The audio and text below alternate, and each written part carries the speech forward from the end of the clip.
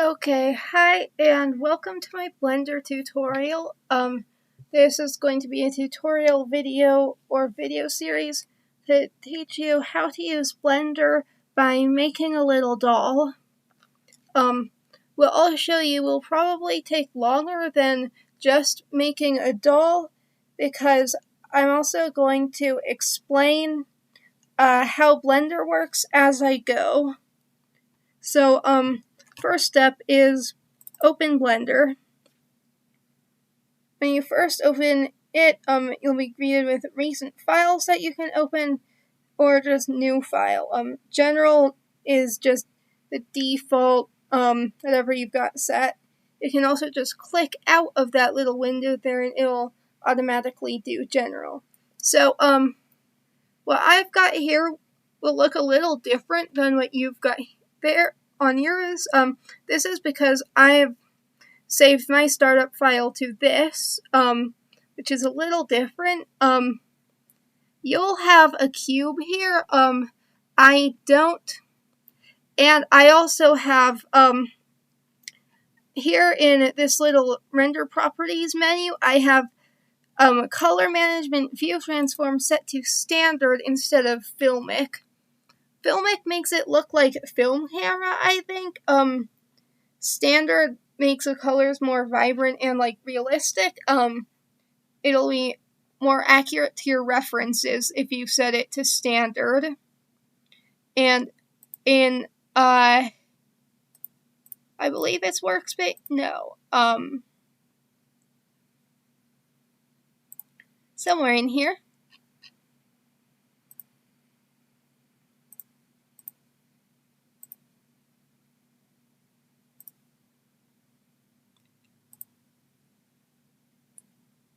I don't remember where it is, but I've got my units set to inches and feet, feet and inches, rather than meters.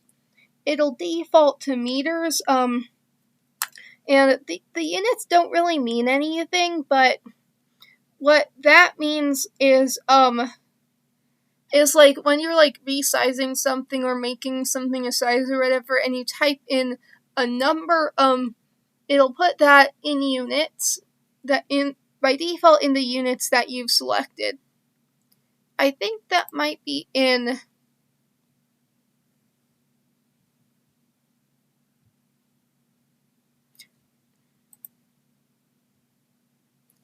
it's somewhere. I don't want to spend too long looking for it when it doesn't really matter.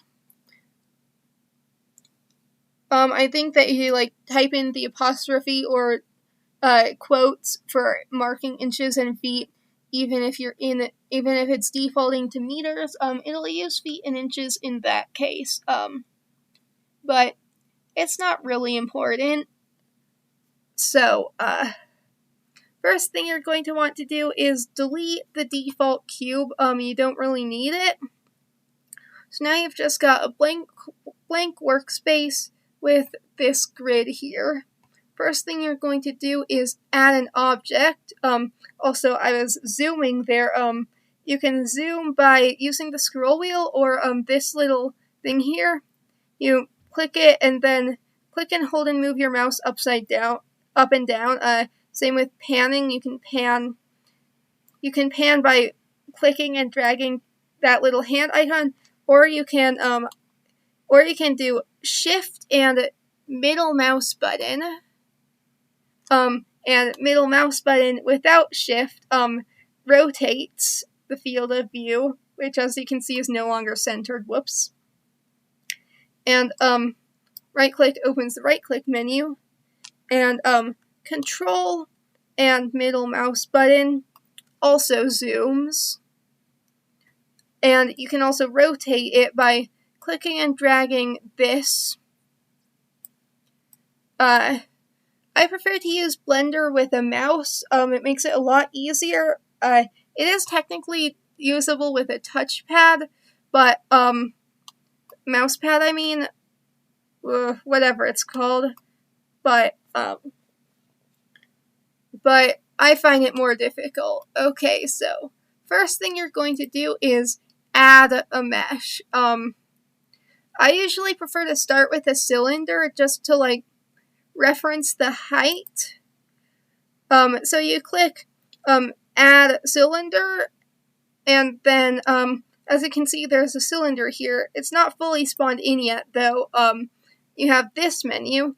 Now, this menu only pops up while you're like still in the process of doing the action. So like you can move it around and pan and stuff, but if you click off of the cylinder, if you like click onto something else, or press enter, then it'll be locked in, spawn in place. Right here you can change the number of vertices. Since this is just going to be my reference cylinder, I don't need that many vertices on it. So let's say it's 8. Now here's where we can pick the size of our doll. Size doesn't really matter in Blender because you can just like resize things. So let's say I want it to be 1 foot tall. Type in 1, hit enter, and now you can see it's pretty wide cylinder. So let's change the radius to, how about 1 inch, since this is just the reference.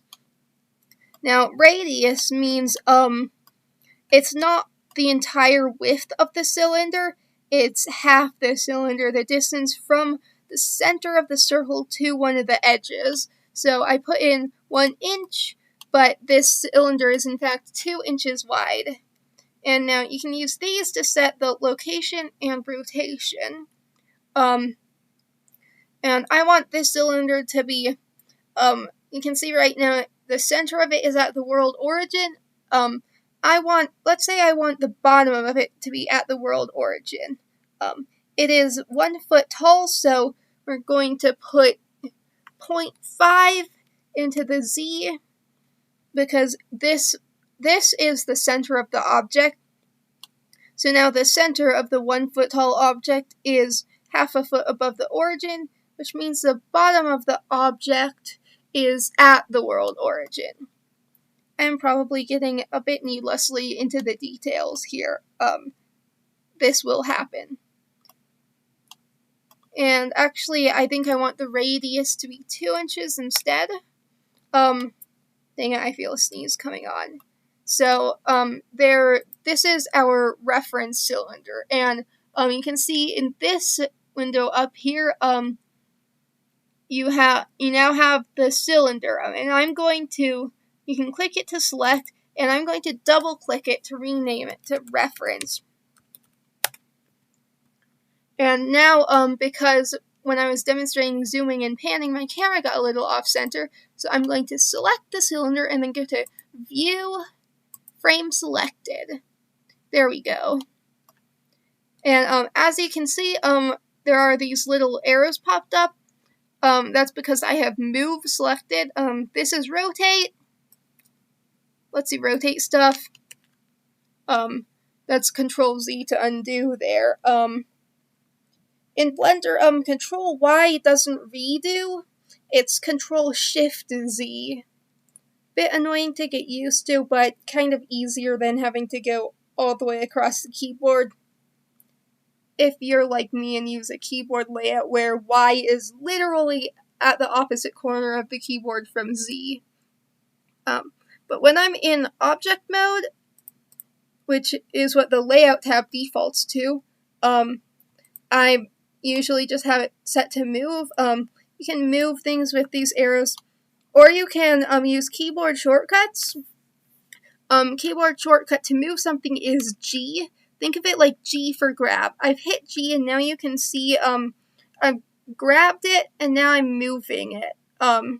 And while you are in grab, you can press X, Y, or Z to lock it to one of the axes. Like, I hit X, now it only slides along the X axis. Or, if you want to move it along 2 axes, it's, while you are in grab, it's Shift, whoops, wrong button there. Control shows the original placement. I forgot that it does that. That's kind of handy. So while you're in grab, you can press Shift and then let's say Z, and now I can move this anywhere but the z-axis. Right now I just want to move it along the x-axis. No wait, actually I want to move it backwards along the y-axis. Now let me just make sure that I don't have front and back mixed up. The nice thing about this is that you can like click, say, -y, and it's now orthographic view. As you can see, it says front orthographic, which means that I am looking at the front of the object. And to get out of orthographic, you can click this little thing to switch it back to perspective, or you can just rotate it by pushing the middle mouse button and moving the mouse. So now I've got my reference here. Now I'm going to add some more objects, well, one more object, which will eventually be the actual doll. I'm going to add a cube. That's way too big. Let's make it 3 inches. That's too small. Let's make it 6 inches. There we go. And you can also click and drag on these sliders, by the way. So here is a cube. You can't scale a cube while you're putting it in place, but you can after. 1 second, I'm going to scoot this reference over.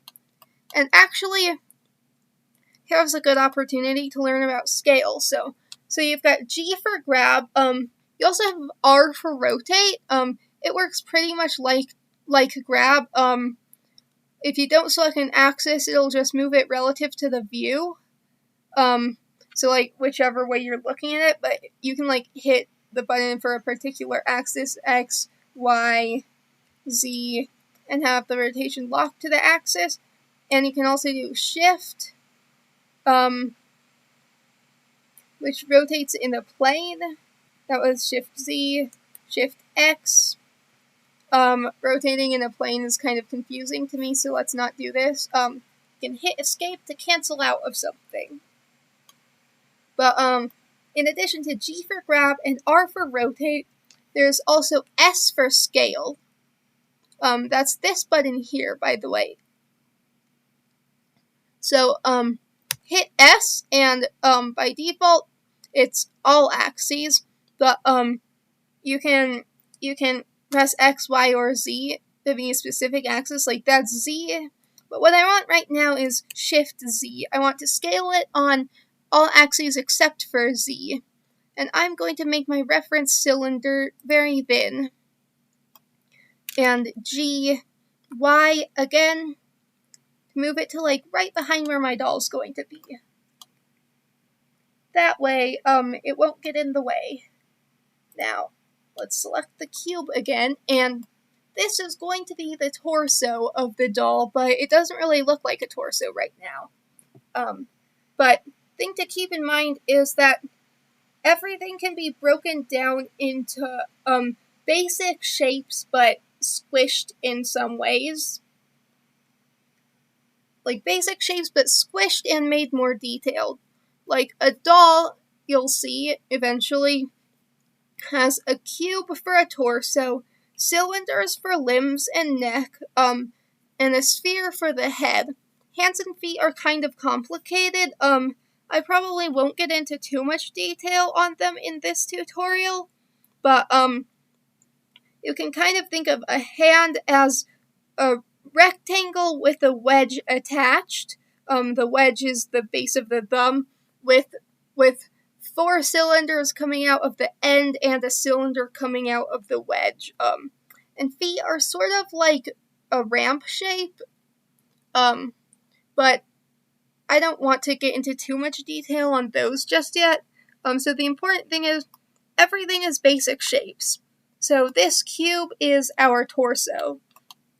I'm going to scale it first in everything but Z, get it more torso shaped, then scale it in the Z, grab it in the Z, and move it up a little bit. And now I'm going to scale it in the Y, and squish it some. And scale it into Z a little bit again, actually. And then, let me move that down a tad. There. Then what you're going to do is Object, Apply Scale. Applying the scale basically makes the object remember the scale you've set it to.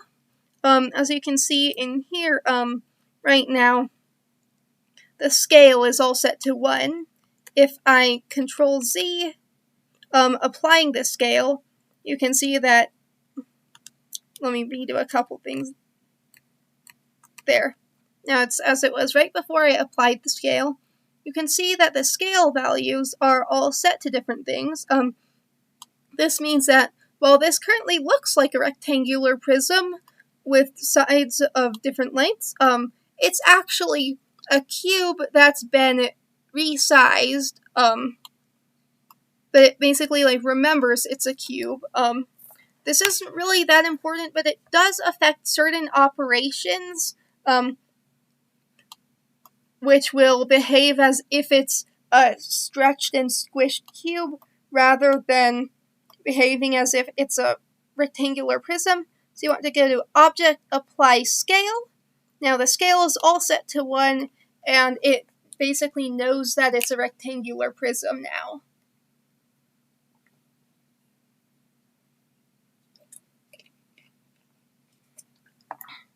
Does anyone even use the words rectangular prism anymore? Or is that just left over from basic geometry and no one uses it in real life? Kind of a weird turn of phrase now that I think about it. Why is it a prism? It's not reflecting light through it. Anyway, I'm going to move the reference a bit closer. And now it's time to talk about modeling, editing the mesh. So right now we are in the Layout tab, and in Object mode.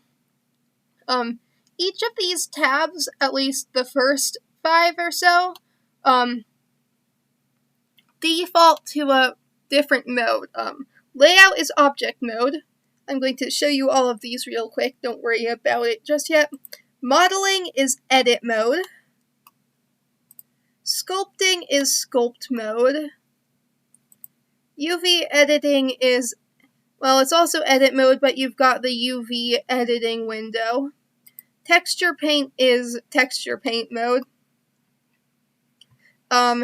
Shading is Material Preview mode.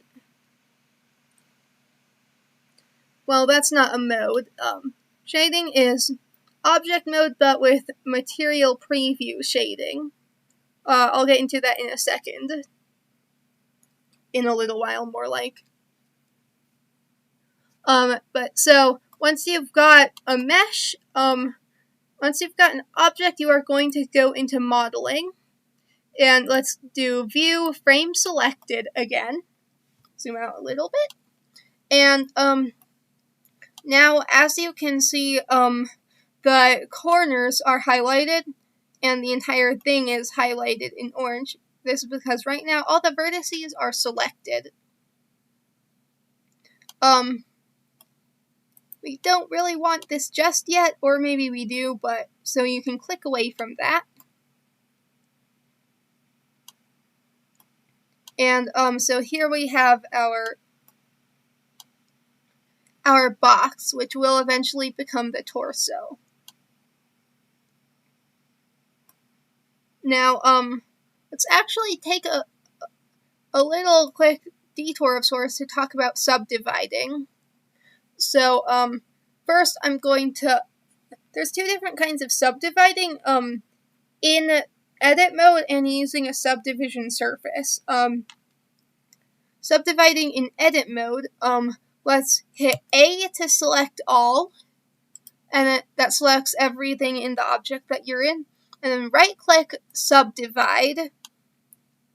As you can see, it has divided every every edge, every line has been bisected by a new line, and every square has been divided into 4. And you can increase the number of cuts in the subdivision. You can turn up the smoothness, which is kind of wonky when you're using more complicated shapes. But smoothness makes it bigger. So that's what subdividing in edit mode looks like. I'm going to undo that. Then I'm going to just demonstrate subdivision surface. We're not going to actually use it today. So you've got your object selected. And then you hit this little wrench for modifier properties, and add modifier and subdivision surface. As you can see, it got small. Now we haven't actually done anything to the mesh of the cube. It's just got this modifier on it. If you set it to simple, it seems to look like how it just the same, but if you go to wireframe mode and turn off optimal display, you can see that it has been subdivided. But the main thing about subdivision surface is Catmull Clark, which does that. And also there's some advanced things like limit surface. The limit surface basically puts the vertices where they would be if you had the subdivision set to infinity, because it smooths it out a little more each time.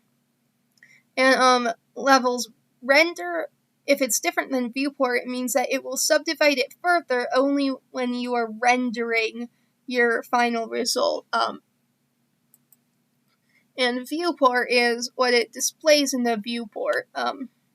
As you can see, you can make it pretty round and it looks like an egg.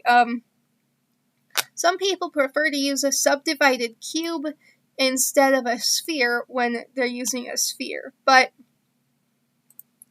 the thing about subdivision surface is that you can go into edit mode and it's actually cube shaped. It's just having the subdivision surface modifier applied to it, which changes the shape after the modifier is applied.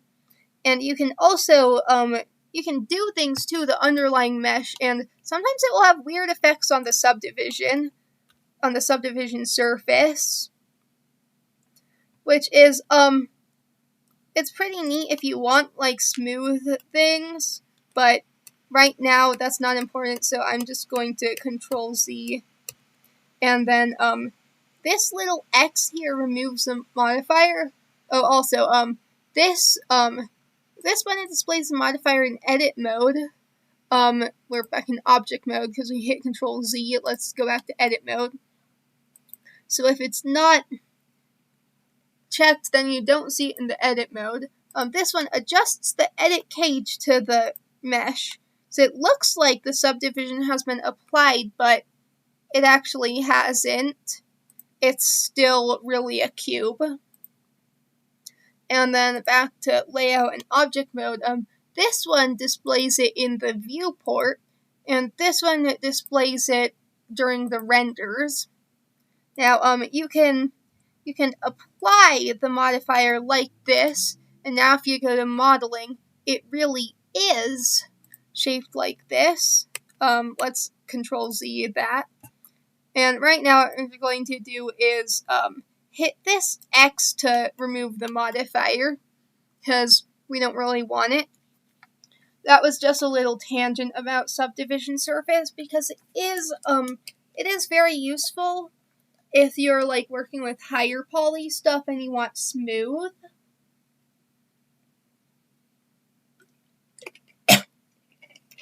If you want stuff that's smooth and detailed. But right now we don't really. So back to modeling. As you can see, this doesn't really look like a human torso. So we're going to once again press A to select all, or you can go into a different different type of viewport shading, set it to wireframe, and when you've got it like this, you can click and drag to select all or some of the vertices in the object, and in wireframe, and more importantly, with X-ray turned on, it will select vertices that are hidden behind other vertices. Like, if I turn X-ray off right now, and then click and drag, you can see that I haven't selected that vertex because it wasn't visible. But with X-ray turned on, you can select everything. And also, when you are click and drag selecting, you can select something and then shift, click and drag to add to your selection, or just shift click to add a single vertex. You can also select by edges with this, and select by faces with this select mode. When you're in X-ray mode and it's faces, you want to click on the little dot in the center of each face. Without X-ray mode, it's just anywhere on the face. Let's go back to vertices. So it's click and drag to select multiple, shift click and drag, or shift click to add to your selection. Shift click without drag also will add and remove, but shift click and drag only adds. Control click and drag will remove from the selection. And control click is shortest path. It only works if you have an active vertex or edge or face. As you can see, the most recent one that I've selected is white rather than orange. That's the active. Now, control click is shortest path, so when I hold control and click, you can see that it's gone some route. Let me control Z that. Control click, and you can see that it's found the shortest path from here to here to here, and selected everything in between. That time it went like this. Shortest path can be useful if you've got, if you're trying to select all the edges along something. I'll show you more selection tricks in a moment, after I subdivide this.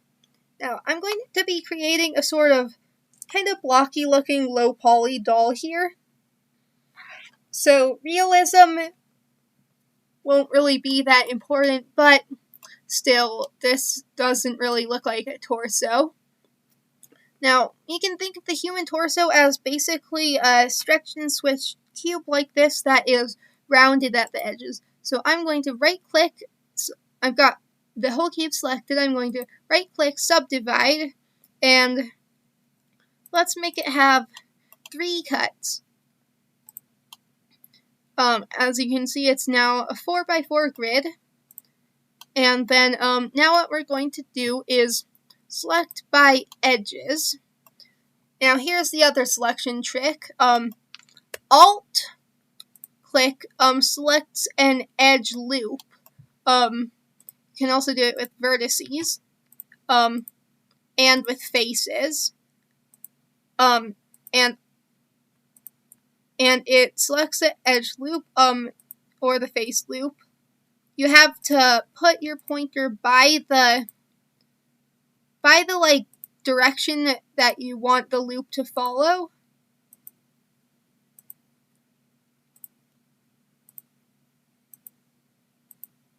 You can see how I'm moving my pointer and it's changing the direction of the loop that's selected. And that's hold Alt and press click. Kind of weird with corners. But Shift Alt lets you select multiple edge loops. And holding Shift Alt and then clicking again will deselect by edge loop. So what we're going to do here is we're going to shrink the outer edges. Right. So we're just going to Shift Alt all the edges.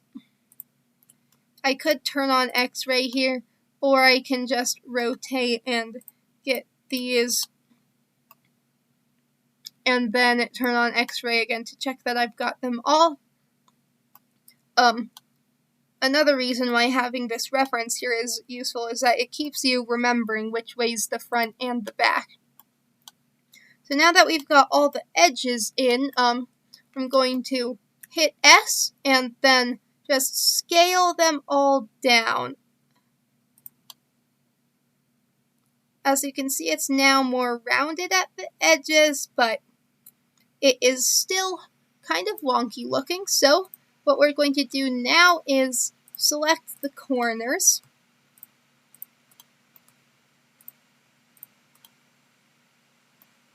And scale them down more. Because the thing about scale is that the center point of the scaling is basically the center of all the things that you've got selected. So now, now we have a sort of more torso-like shape. It's not really that torso-like.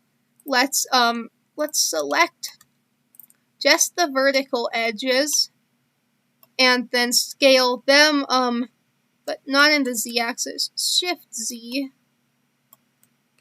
Control Z, Control Shift Z, undo, redo. Yeah, now we've got more of a cylindrical torso shape. And it's always a good idea to remember to save.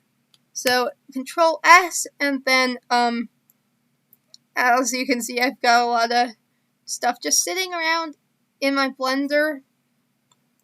I'm going to save this one as doll tutorial. Hit enter it as .blend, hit enter again, it saves it.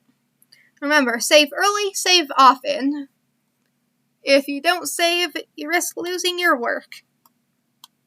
So now we've got the torso shape. Now it's time to start adding adding more things for the rest of the doll.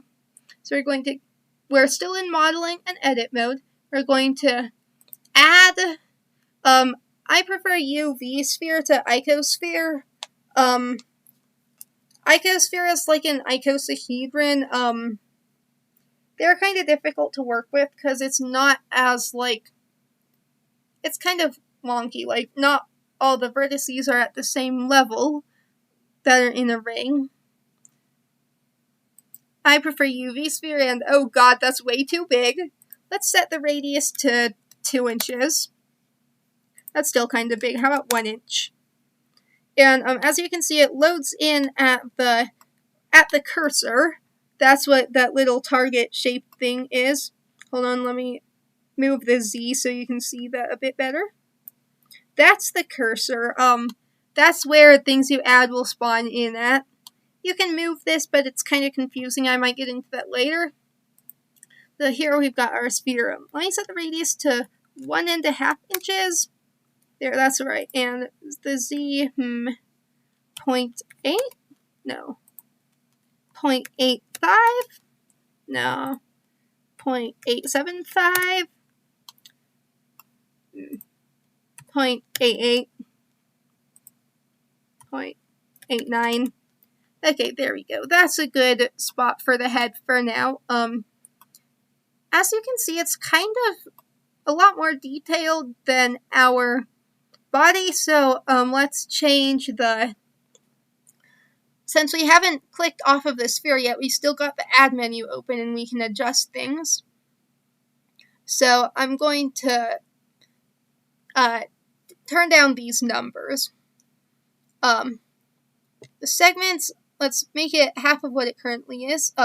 Segments should be double rings, double the number of rings, if you want the squares to be square around the equator. So let's get a segments 16 and rings 8.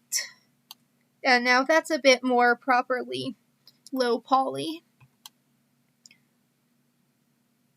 So we can click away from this, and now we have our sphere. Now the difference between adding it in edit mode, as we did here, rather than adding it in object mode, as we did to add the cube, is that because I added it to the cube in edit mode, the sphere is now part of the cube mesh. This means that they are the same object, unlike this cylinder, which is a different object. Also, let's rename this off of cube. Let's call it body. And then let's go back into modeling and edit mode. So now I've got the head and the body, but they aren't connected. Let's make the head a bit smaller, actually. You can use L to select linked. So I hover my mouse over the, hold on, I gotta sneeze.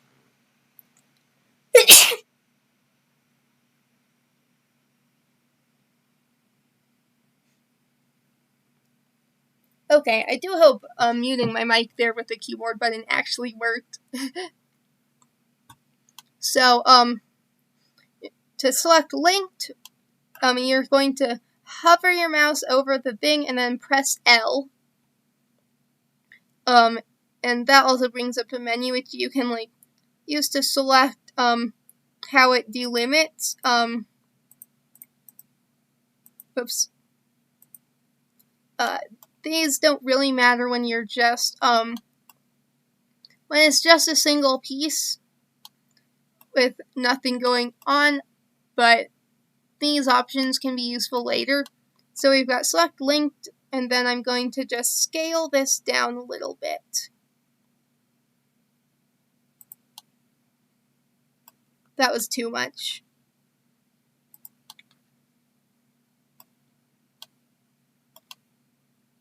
And okay, so now we've got the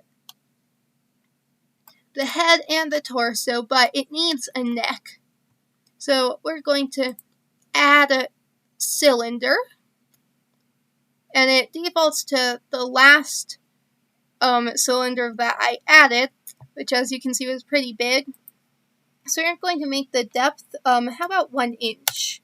Hit enter, and increase the Z location.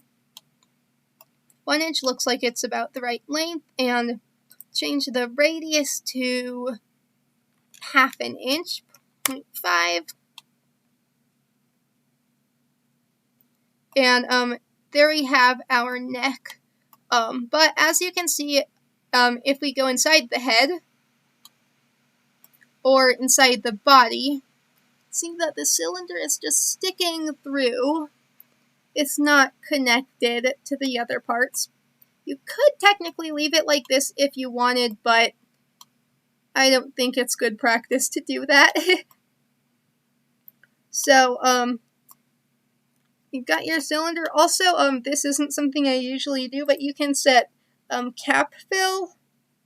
N-gon just gives you a blank, octagon or whatever you have. And triangle fan, has this. It's like slices of a pie, but for this, it's better to use nothing. As you can see, the cylinder now doesn't have end caps. It's a tube, like a straw. This is what we want in this case. So we're going to click away. You could also add the parts as separate meshes in object mode, and then right-click them both and press join, and it'll basically have the same effect, but this is easier, I think.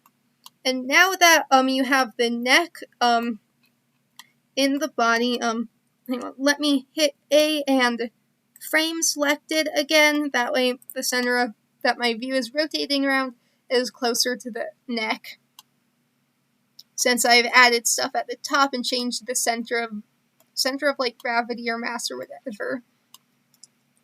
So as you can see, the neck is just a straw poking through the shape of the thing.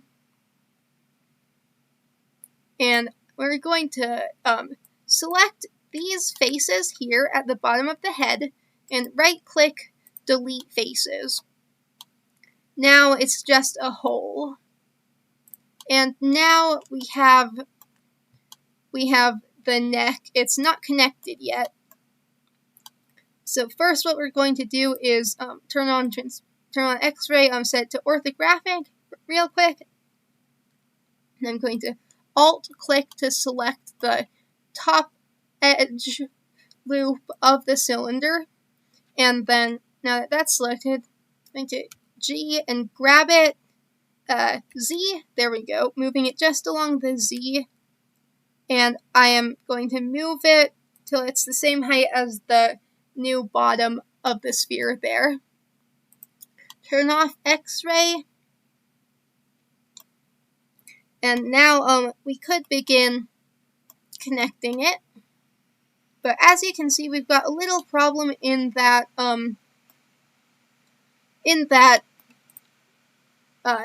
this is one face, while the equivalent area here is two faces. Now there's a number of ways to do this, but most of them but either way, you're going to start out by merging the connecting vertices. So click this one, shift-click this one, and then you can right-click Merge Vertices, or you can just press M. Now you have these options.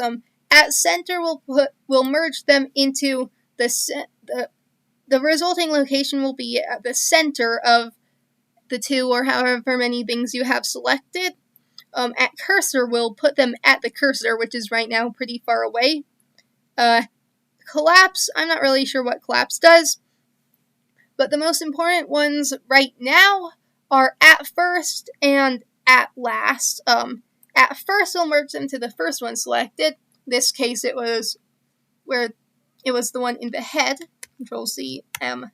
At last, we'll merge them to the last one selected, usually the active vertex also. And you can also use a shortcut, MF for at first, ML for at last, MA for at center. There's also merge by distance, which actually I'll get into that now. Merge by distance is a little different than the rest of the merge vertices options. It doesn't merge all the vertices you have selected into one. Instead, what it does is like this. Let's highlight all of these vertices in this area. Now, MB to merge by distance. And then, as you can see, it says remove 0 vertices and nothing happened. Because the merge distance is too small. So let's increase that, and whoops, now it's a bit too high. As you can see, all of the selected vertices have been merged into one. Let's set it to something more reasonable. How about 0.1 inch? And now it says removed 8 vertices. And as you can see, all of these vertices at the edges here have been, all the ones that were close pairs have been merged together. That's what merge by distance does. In the area that you've got selected, it looks for any pairs of vertices, or maybe groups, I'm not sure, that are closer than whatever distance you set, and then it merges those pairs together. Now, it does have the potential to do it asymmetrically, which also brings up time to talk about symmetry. Forgive me, I'm kind of going all over the place here. Don't mind that. So to check if it's symmetrical, you're going to enable mesh symmetry in the x-axis by clicking this. And this means that whatever you do will be reflected along the x-axis. So I press G to move this vertex, and the corresponding one on the other side of the X also moves. But it only works if your mesh is symmetrical. So let's check these vertices and see if they're actually symmetrical. Oh, see, this one isn't. It probably, like, this one maybe it got merged into the position of the more outer one, and the equivalent on the other side got merged into the position of the more inner one. So it's no longer symmetrical, and symmetry has broken here. So let's Control Z this, and we can fix this. Hit A, and then Mesh Symmetrize. In this case, I want either minus X to plus X, or plus X to minus X. It doesn't really matter which in this case. It's basically choosing which side of the thing do you want to keep. So I've chosen that, and now click away, and it's now symmetrized. So now symmetry is back.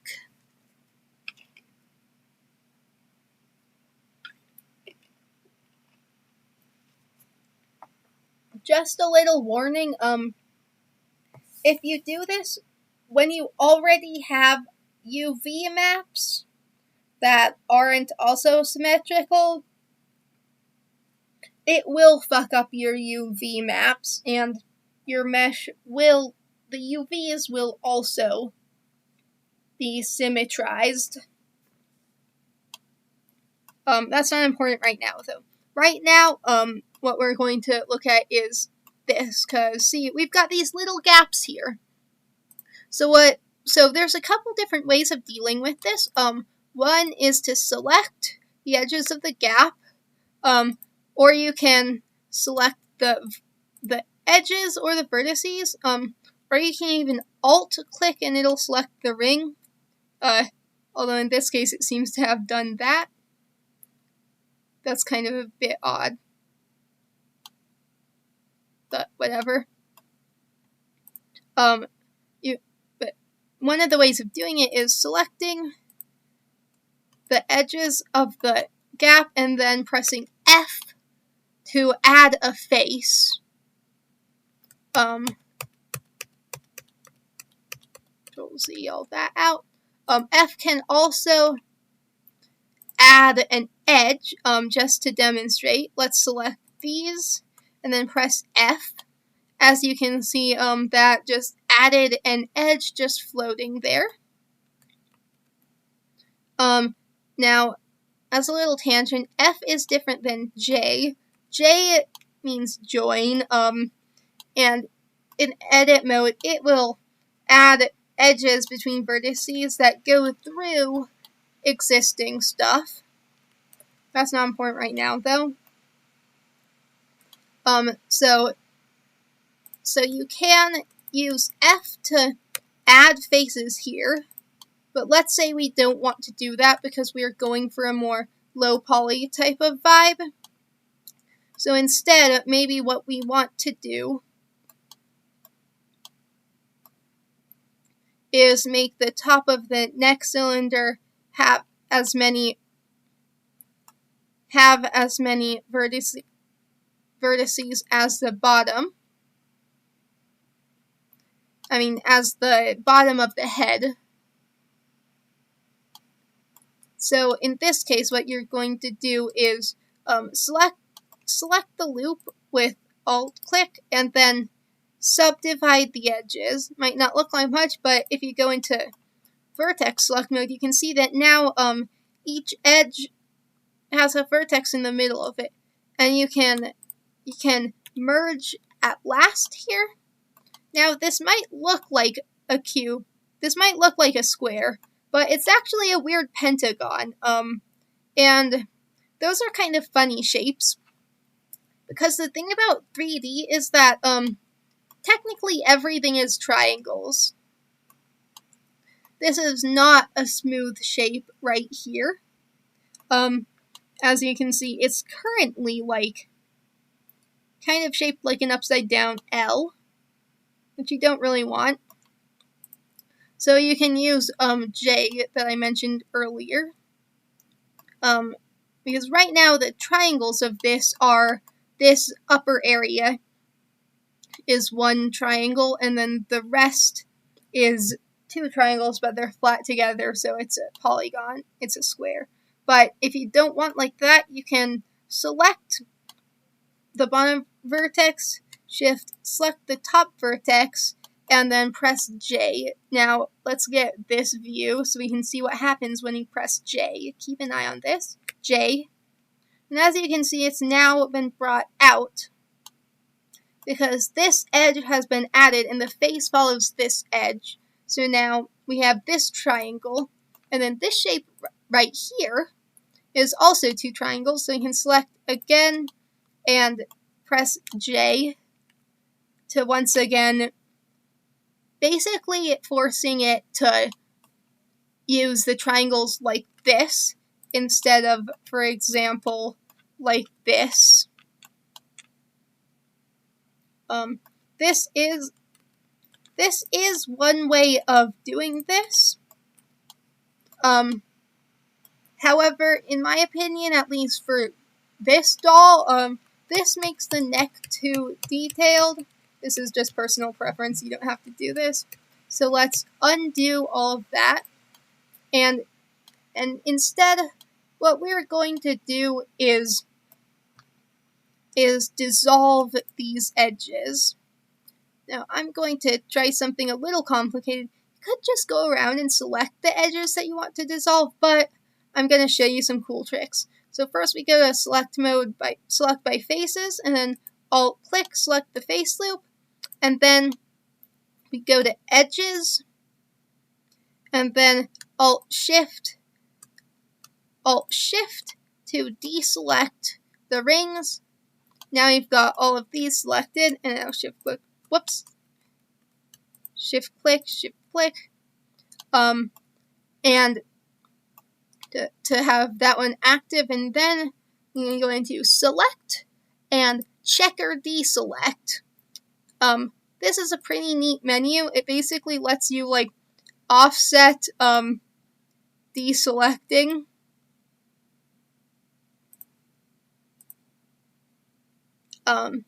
It's pretty handy if you don't want to go around and manually select every other whatever.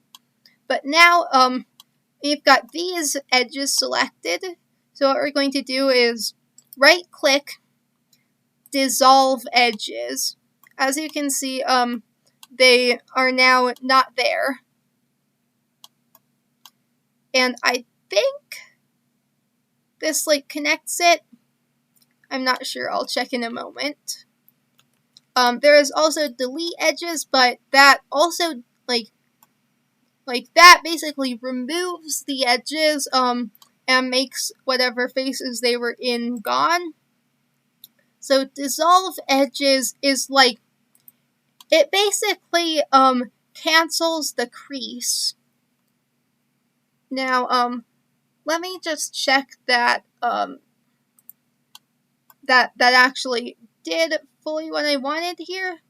So I'm going to vertex select mode and then select all by trait non-manifold. This will select things that aren't nice geometry, basically. Things that aren't manifold. So like you can see that these are now selected because they are edges that aren't connected to anything, so they're not part of a nice solid shape. So that is boundary edges. Non-manifold will also has the options to select wire edges, which is when, like you saw a bit ago with the deleted edges, when an edge is just loose on its own like a string without any faces connected to it. And then multiple faces, which is when you've got something like, an edge that has more than two faces coming off of it. And non-contiguous is when there's something wrong with the normals. So like the inside of one face is pointing in and the inside of the next face is pointing out. And vertices is like the edges with vertices that are connecting too many faces. And extend, which I like to have unchecked, means that it won't deselect whatever you've already got selected. But it looks like dissolving those edges here probably made these edges connect, but just let me like check by deleting vertices.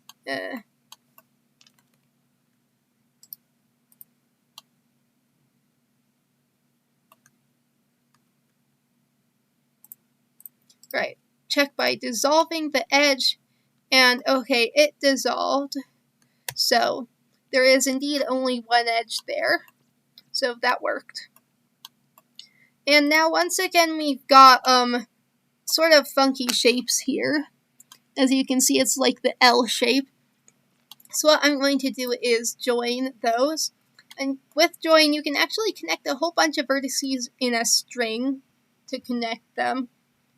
This doesn't work with the click and drag. While you can click and drag to join, hang on, let me get these in a position where I can do it. While you can click and drag to join just two vertices, this won't work if you do it with more than two. As you can see, it says invalid selection order. This is because you didn't select them in an order. But with just regular shift clicking, you can select lots of vertices in a row. And all the way up to here. Now we can't select this one again because it's already selected, but with them all selected in order, we hit J and ta-da! It connects them all. And now we finish it off with that last one. And now we've got this connected. Let's save. And next we connect the neck to the body.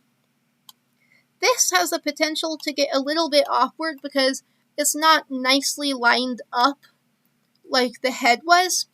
So what we're going to do is make new edges and vertices and stuff that are lined up.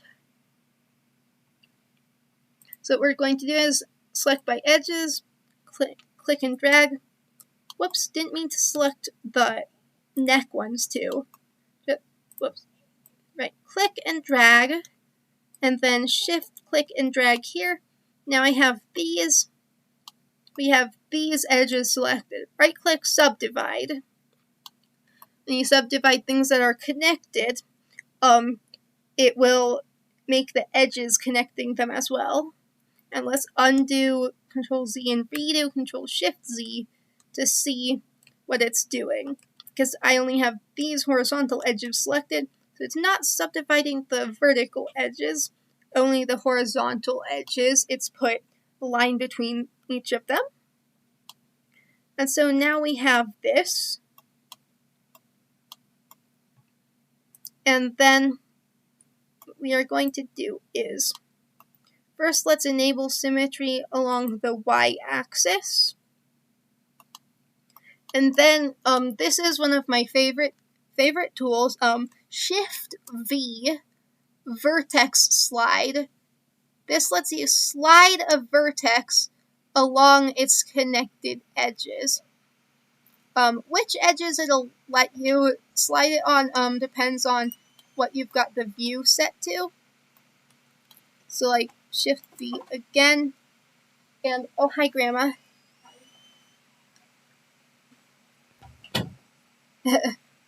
Grandma came in, and Shift V, and wow, it really doesn't want to slide along those.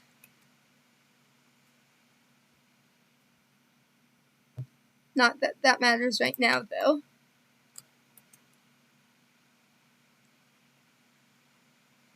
It doesn't want to slide along those because of the symmetry. If you turn off the symmetry, then now this can slide along those. It wasn't before because symmetry was enabled, so it was forcing it to stay symmetrical.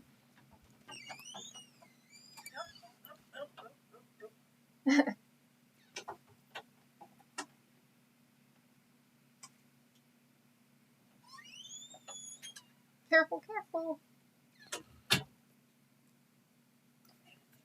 So, sorry about that.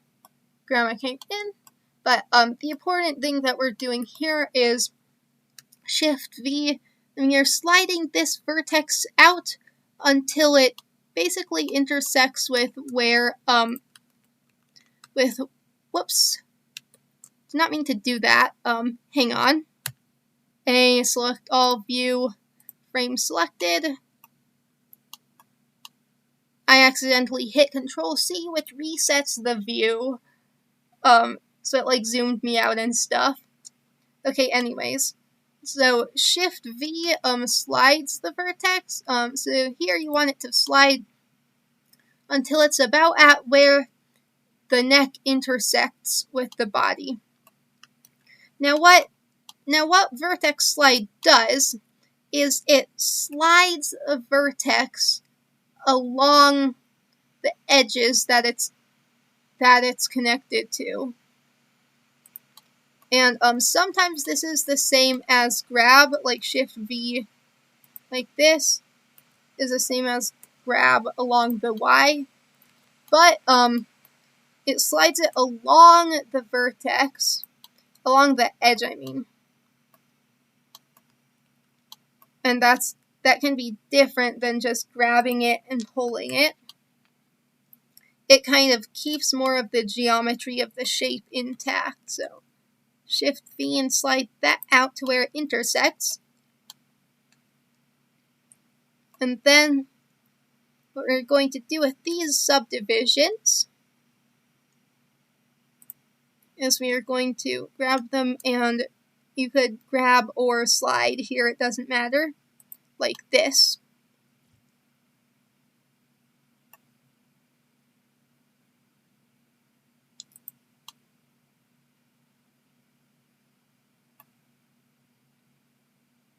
And then what I'm going to do, thinking about what's the best way to shape this so it doesn't get too high poly. Right.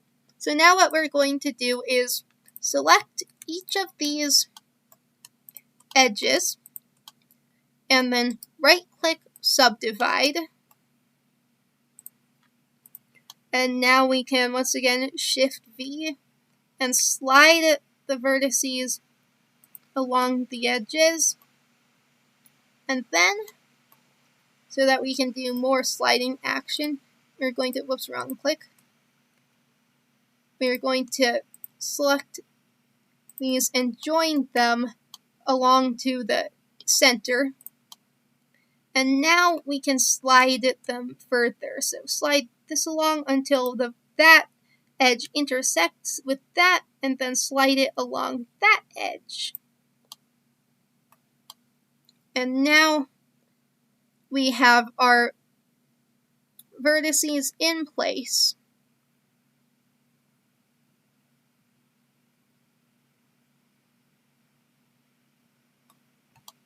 And I'm going to select this and just move it up for a bit so you can see what's going on. Because the thing to note about vertices is that they have to be connected to at least two edges to stay in place.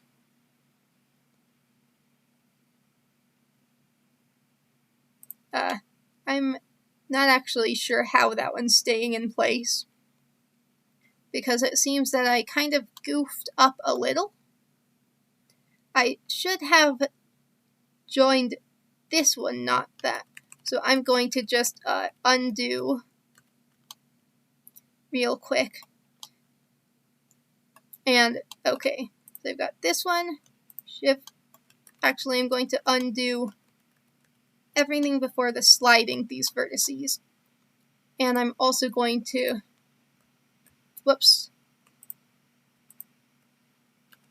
I'm going to move this up so it's more out of the way, just barely intersecting like that.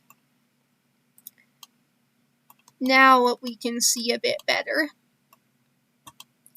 So what I'm going to do is select by vertex and then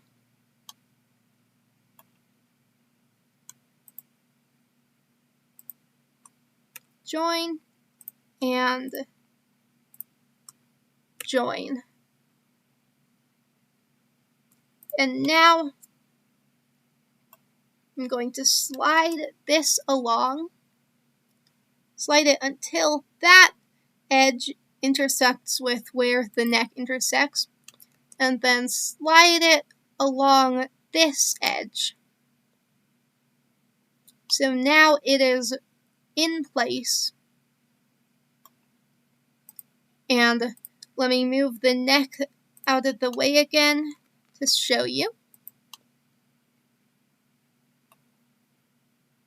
And as you can see, we've got this shape.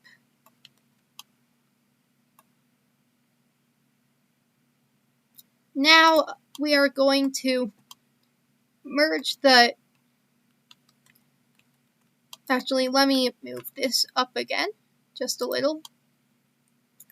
Now, before we delete these faces, let's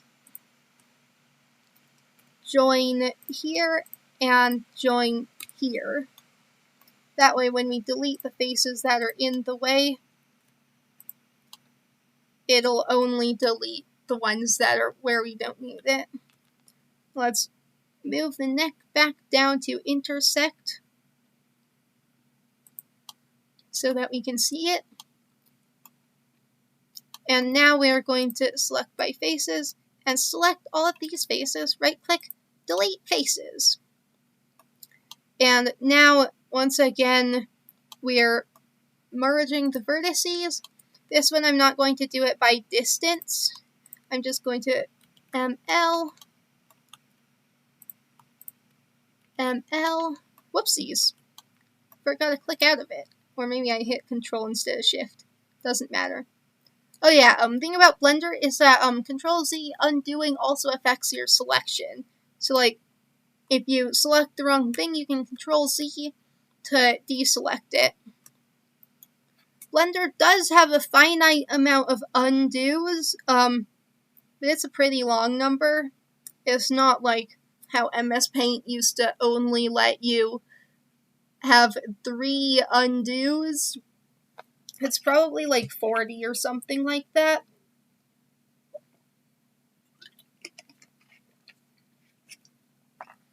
But, so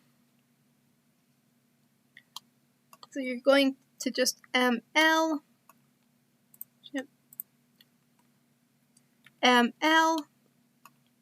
click, Shift click, ML, click, Shift click, ML, click, Shift click, ML, click, Shift click, whoops, that's kind of hard to see, click, Shift click, ML, click, Shift click, ML.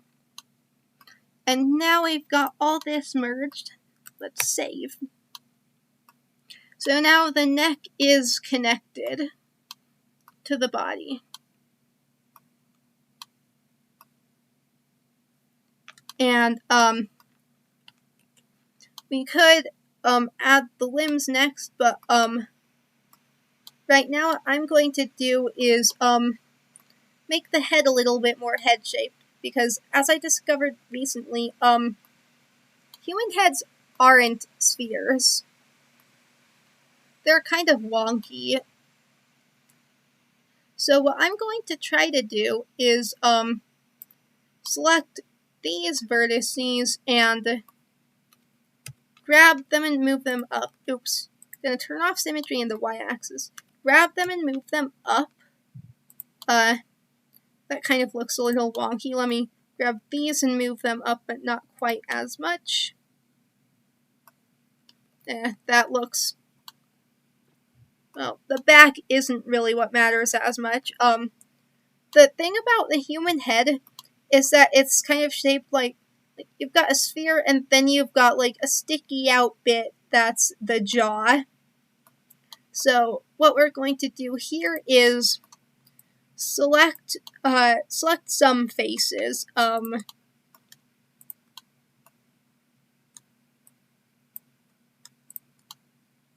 Let's say these. Now, extruding faces isn't one of the things that this symmetry thing works on, so you do have to do it on both sides and do it evenly. You can hit E, but that just does the default extrude faces, which I'm not really sure what it defaults to for the angle, but as you can see, we've got a couple different options here. Let's go through them. Extrude individual faces. Well, it extrudes each face individually. Extrude faces along normals. Well, it does what it says. And this can make the resulting thing change size if you've got multiple things selected, because it extrudes each face along its own normal while keeping them connected. What does normal mean, you might be wondering? It's basically the direction that the face is pointing. For extrude along normals, this is only affected by, like, the angles of the shape and where it is actually pointing. There's interesting stuff about normals that I'll get into later. But for extrude faces, it defaults to like local Z or something, but you can hit Z again to basically undo that. And let's say Y. And let's just extrude this along the global Y a little bit.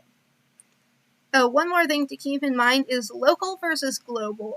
Global means everything. Local means referring to the local space of the object itself.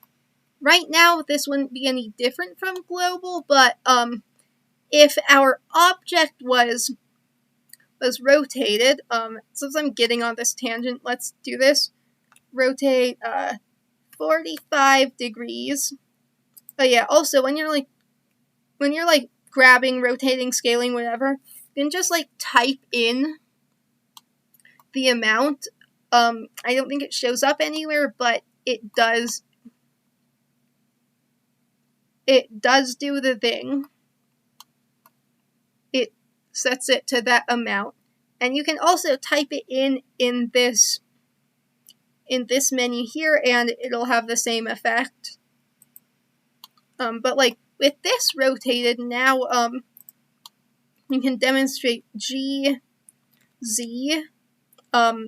It's still got symmetry applied, just ignore that. But as you can see, moving this along the global Z moves it up and down. If I change it to local, then GZ, now the up and down is relative to the object itself. So that's global versus local. Let's undo that. Okay, now we're back here. We've got this extruded. It looks kind of wonky. Also, you can see that extrude keeps the shape itself hollow. So it is still like hollow manifold geometry inside. Trying to get a good view of it. Yeah. You can see that the faces that were along this edge have now been extruded outward with connecting faces in between. Now what we're going to do is alt-click to select this, and then G, Y. Let's slide it back some. That selected those which I don't want. And it also didn't select that. The loop select thing can get kind of weird when you've got triangles. GY. How's that look?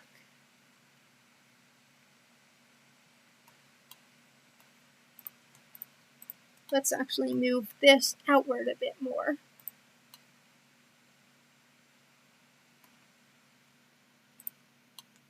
And these inward a bit more.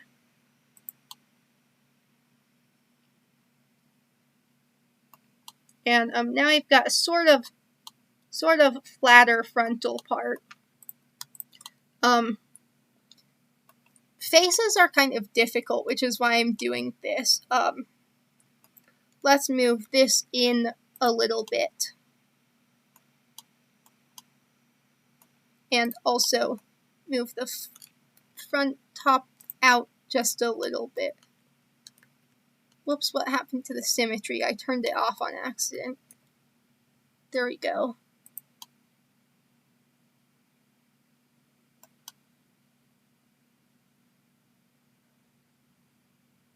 Let me just check that I didn't desymmetrize anything.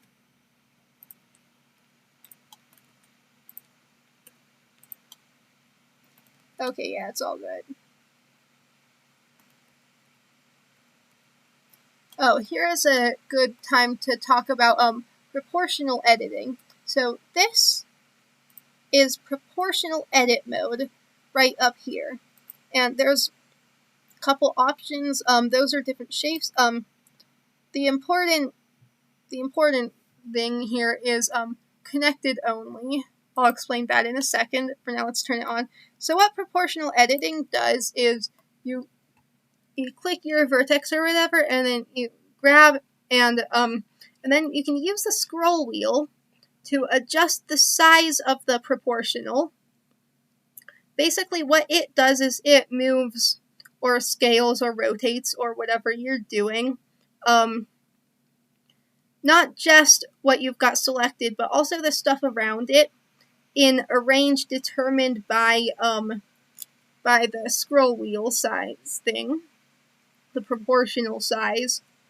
And the different like shape options that you saw there in that menu, those determine like how the fall off works. Like right now it's at smooth. I could set it to sharp or sphere or linear or even constant, random. Let's set it back to smooth. And what it does is basically like you do whatever to what you've got selected, and it does the same thing but lesser to the things around it. So it like lets you move things more smoothly. So you don't have to take a million years and move each individual vertex. You can just do it proportional and it'll move the surrounding stuff for you. Sometimes you do have to move individual vertices, vertices to fine-tune it, kind of. But proportional is pretty handy.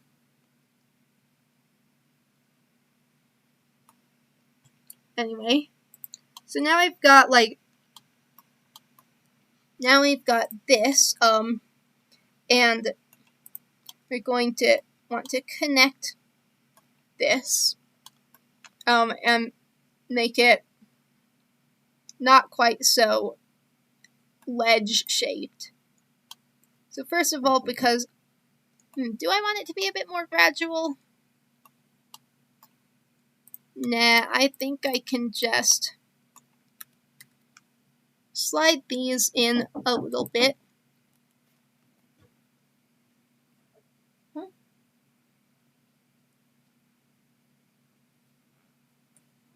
Just cats. Oh, never mind. Hi.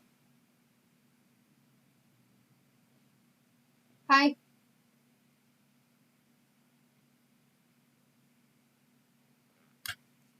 I'll be right back. Sorry. Who's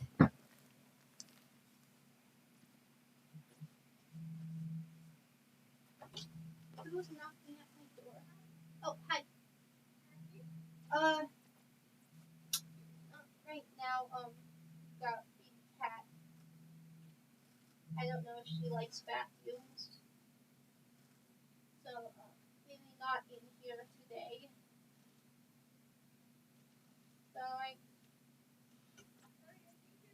oh, we've got a new cat who's getting used to things and she's in here right now. So, not in here today. Okay. Okay. Mm-hmm.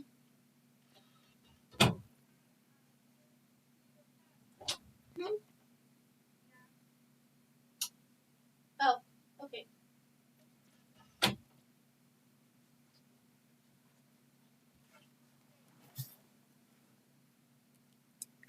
Sorry about that. Right, where were we? Right, okay, we moved these back a little bit. And now we're going to be connecting some things. So, there's a couple ways to go about this. You could, like, delete all these spaces and just, like, use F to reconstruct them. What I'm going to do is, like, dissolve edges. I think, yeah. Now, now that those are dissolved, the edges are more smoothly connected, you can see.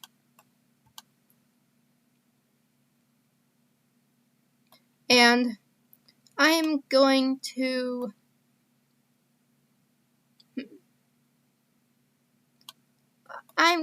do here is select this and hit J.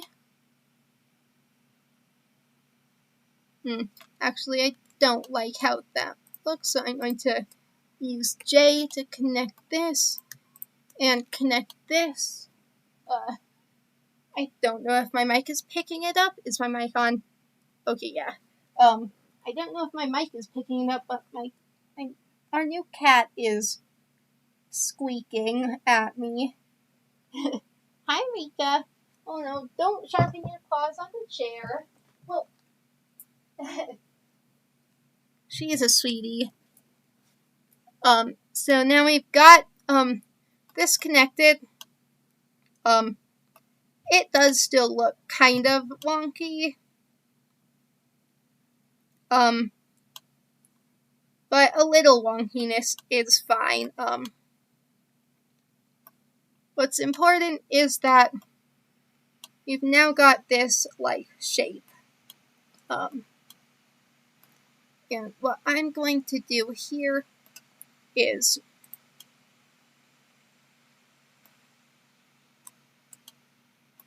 first I'm going to move this down a little bit, GC.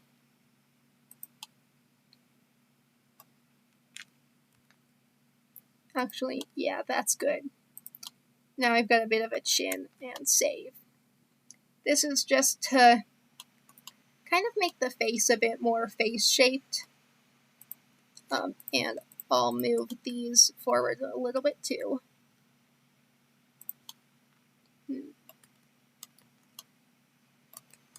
Yeah. The thing about heads and faces is that they're complicated. I'm actually going to do the trick I showed you earlier. Alt-click, Alt-Shift, click, click, and subdivide. Wait, actually, first I'm going to... Let's see if this works. Okay, no, vertex slide does not work very well like that. Put out like this? No. Okay, so that's not working. What I'm going to do here is just S, make this a little bit smaller, move it a little bit up, imitate the effects of vertex slide basically. Now, Alt-click, Alt-Shift, click, click, and then subdivide this, basically adding an extra ring, and turn up the smoothness Yeah, that looks about right. That's just to make the top of the head a bit nicer.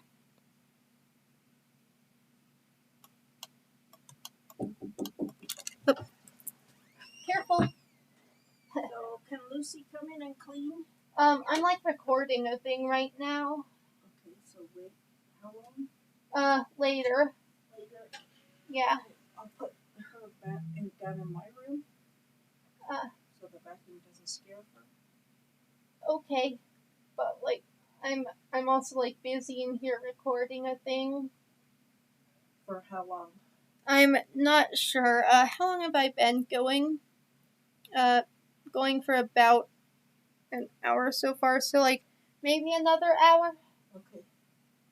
I'm recording a tutorial to show my friend how to use Blender. Okay. Because he wants to learn how to make dolls, so I'm showing him. Maybe I'll leave her in here then. Okay. Look out.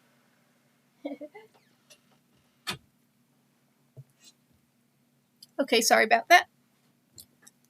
Right, where were we? Right, heads. Heads are complicated shapes. Right now I've got something that pretty decently resembles a stylized head, at least.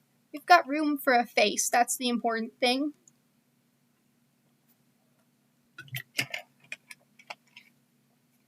And I've got one more hour to work in this before my room has to be cleaned.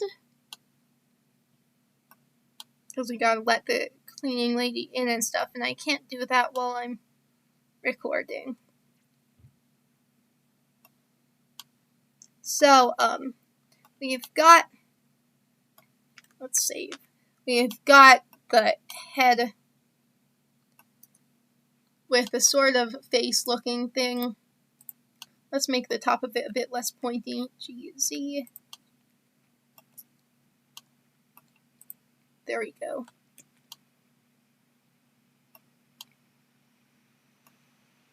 And so that now that we've got a decent head, it's time for limbs. First, let's do the legs. Add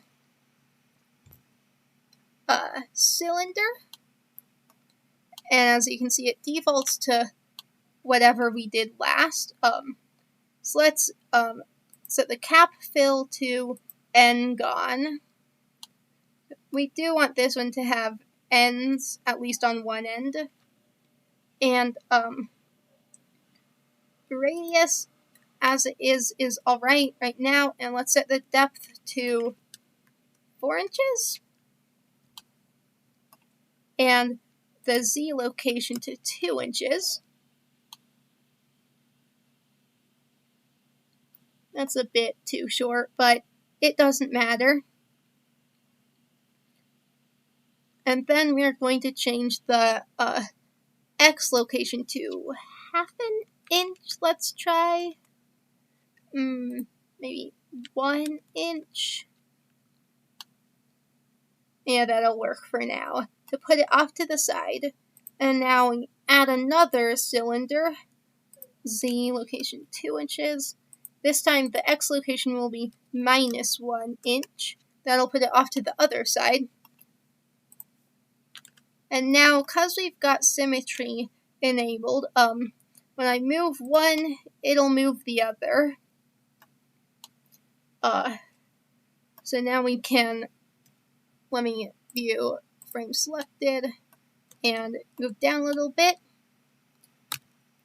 and L to select linked there, and then now it's time to decide where we want the legs to be. And I think for this, it'll be a little bit more work with the shape that the body currently is, but I'm envisioning a sort of chunky leg here. So let's do scale on everything but Z. Make it a little wider.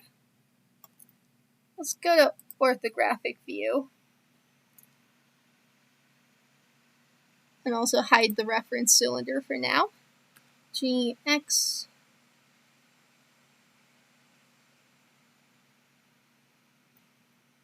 Yeah, that looks about right, I think. And let's delete these end caps.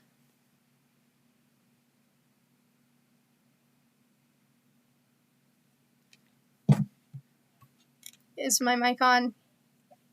I keep checking that. I don't need to keep checking that. And then move these up till it intersects the body. Now, I'm not feeling too confident about having the shape of the legs and hips like this.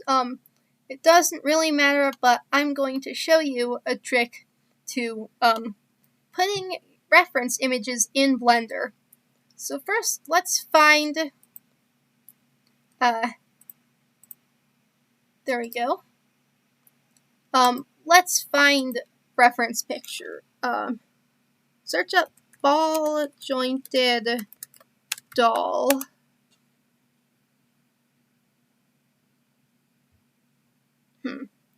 None of these look quite right.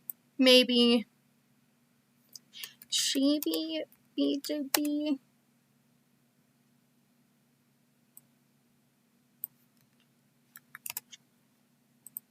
Chibi Ball Python. Let's see what search results we get. Let me just check that. Okay, yeah, OBS is recording.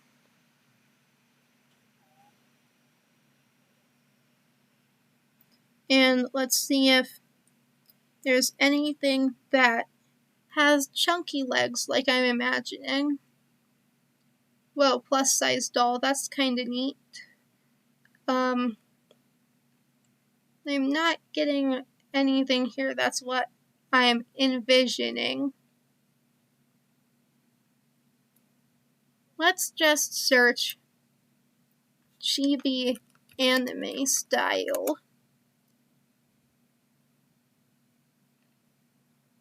No, it's not chibi that I'm looking for. It's like those art styles with the chunky legs. I'm not sure what they're called.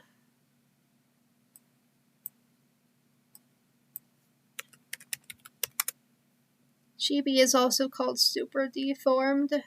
So let's try that. More of the same. Stylized, cute art style.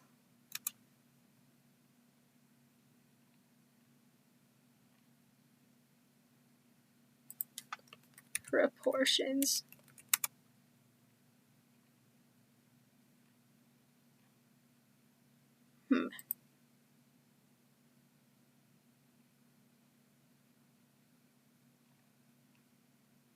I think I know what it is I'm envisioning. I'm going to turn off the display capture just for a second. Just because.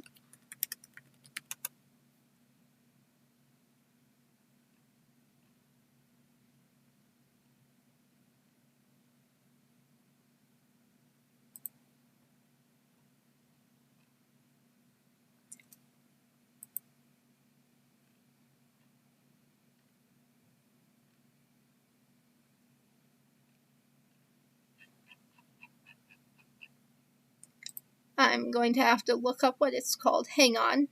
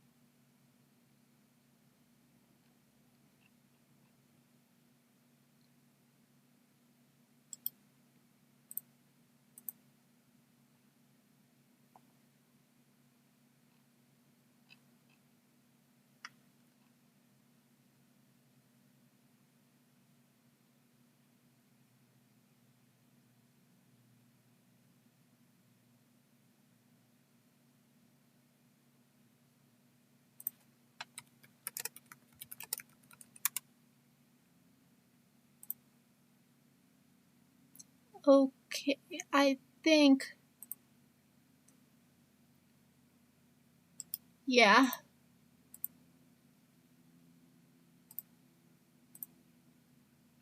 Oh god, I hate wikis. Terribly sorry about the... Okay, so that's what it's called.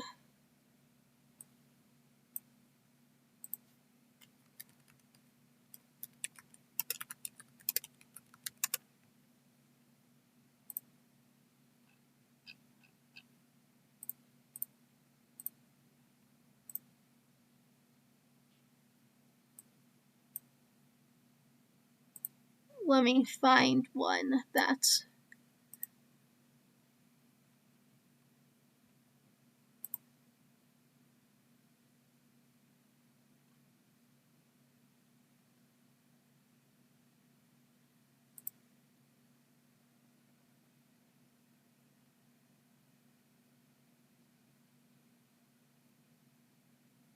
Okay.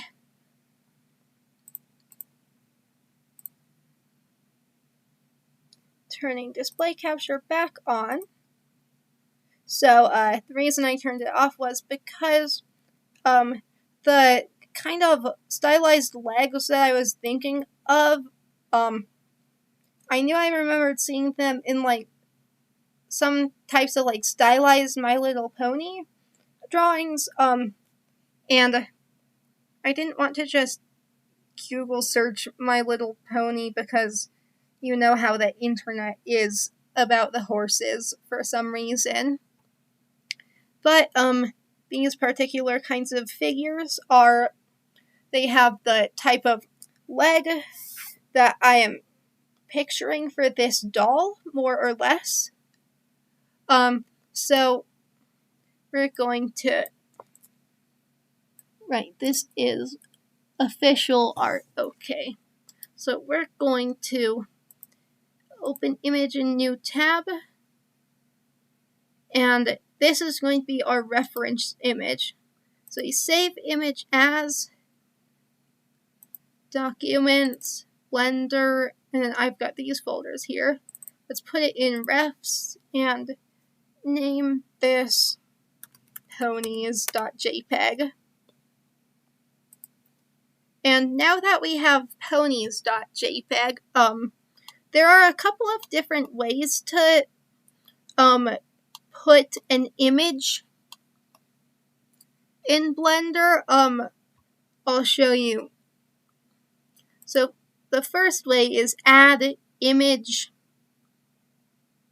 and reference, and go into refs and select ponies.jpg.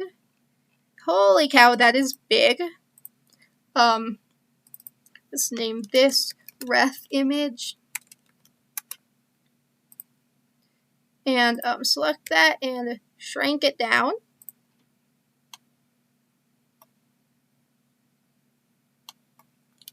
And move it up. Why is it angled?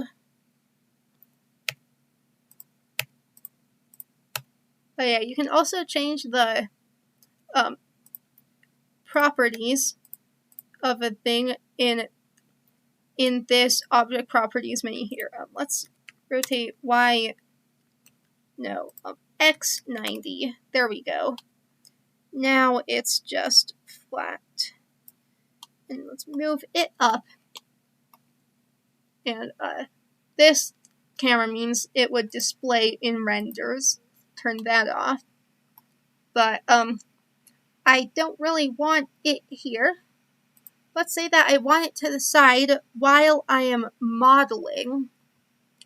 So what I'm going to do is go into modeling, and then now that I'm in this tab, I'm going to click right up here next to the drop down menus. I'm going to select vertical split. Now as you can see, this I've got this little divider, so I'll put the divider here.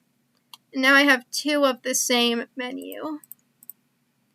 And I don't want two just 3D views right now, so what I'm going to do is click this little editor type button and select Image Editor. I'm going to open refs ponies.jpg. And once again, it's scroll to move out and scroll click to pan. So, now I've got ponies.jpg loaded in so that I can look at it.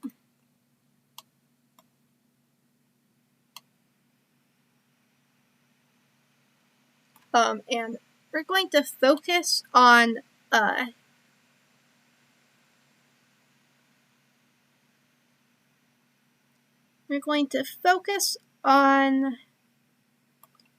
first we are going to focus on Rainbow Dash, I think her name is. Because she is, let me check my mic again. I'm normal. She's the only one here who isn't wearing a skirt, so we can see how her hip articulation works. Now, for this doll, why is it object mode? There, back to edit mode. For this doll, I'm making it just to use in 3D, So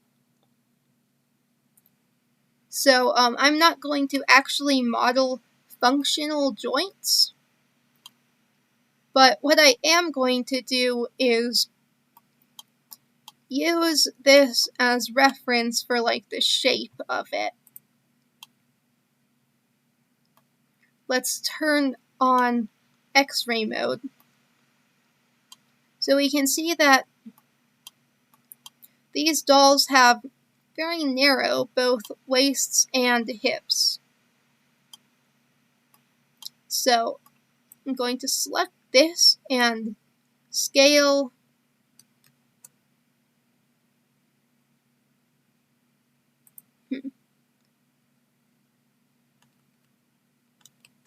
scale that down, and then because the waists are wider, the hips are wider than the waist, we're going to scale this on everything except Z.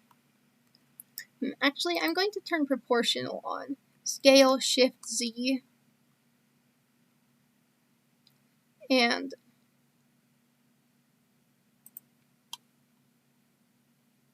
how does that look? Yeah, that looks okay. And let's make this doll kind of tall. Select everything except the bottoms of the legs. Grab it, move it along the Z.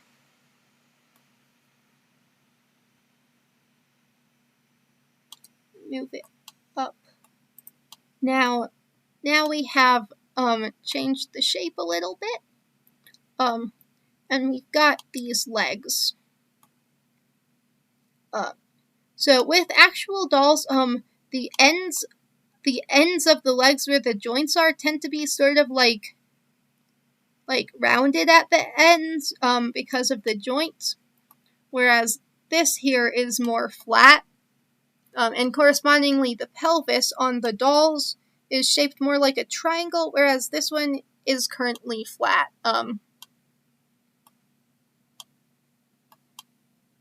Making it triangular may take a bit more work, but I think it's doable somewhat. So let's turn on symmetry along the Y, and first take this corner and grab it on the Z and move it up.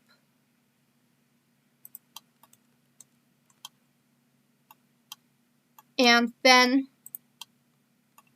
we take, let's say, both of these and grab them on the Z, also move them up.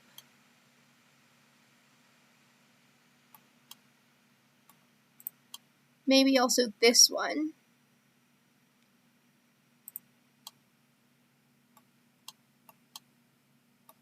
Now I've got a little bit more torso shaped of the torso.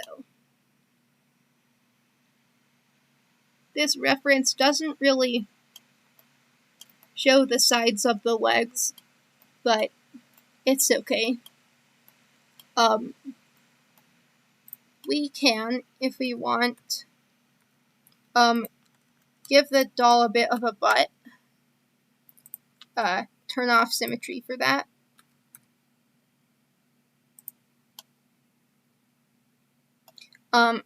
Because, at least when you're, like, drawing, the butt is an important part of, like, how the musculature works, and it works with the thighs and the legs and the hips and stuff to, like, it's a very complicated set of muscles that are kind of challenging to draw, in my humble opinion. But, in dolls, it can add a bit more, like, realism, I guess. Like, it looks more, makes the legs work better. And then, we can move this back a little bit. And now we can sort of envision, like, a gradual kind of thigh shape. And I'm going to move the legs a bit forward also. Turn off proportional. And then move the legs a bit forward. And envision that, like, gradual thigh shape.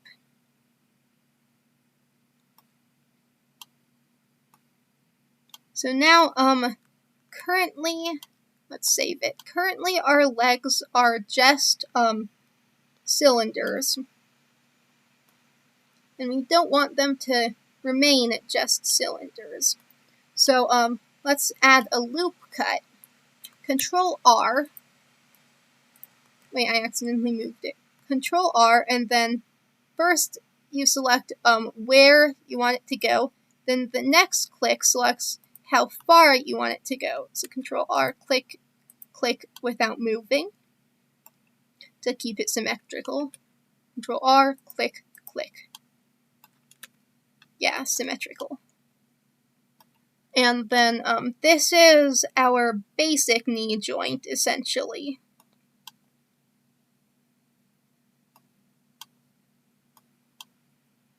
And so for connecting the legs to the hips, first, of course, it's just like with the neck, in that you gotta get it ready to connect.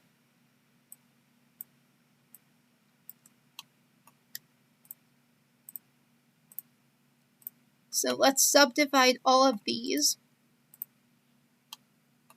And turn the smoothness back down. We don't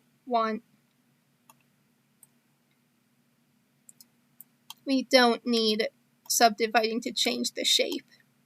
I think I missed, there we go.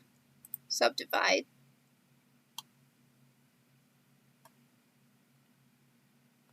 And actually,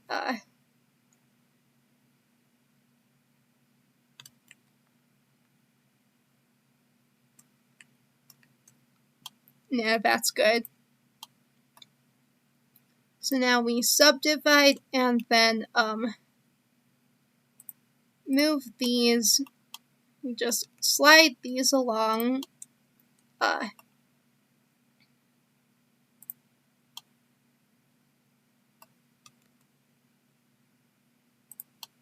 Like this.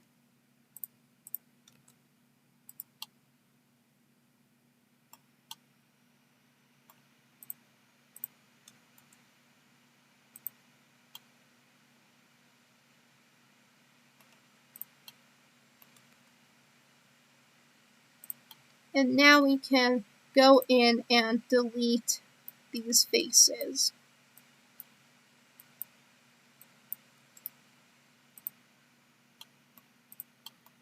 Save again, just in case.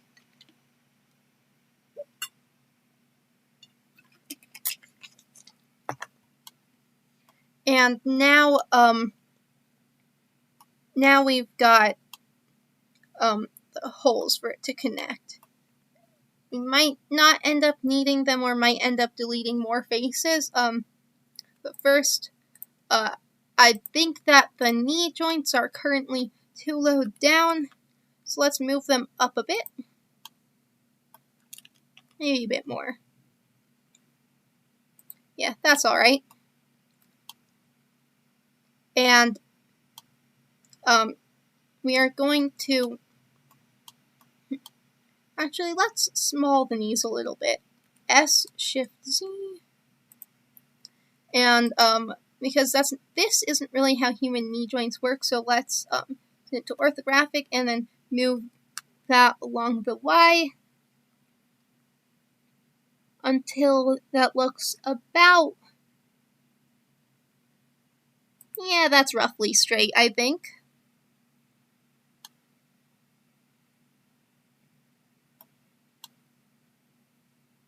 And now we've got the legs already looking a bit more leg-shaped. And then it's kind of just fine-tuning the shape you want a little bit. And then getting everything connected up once again.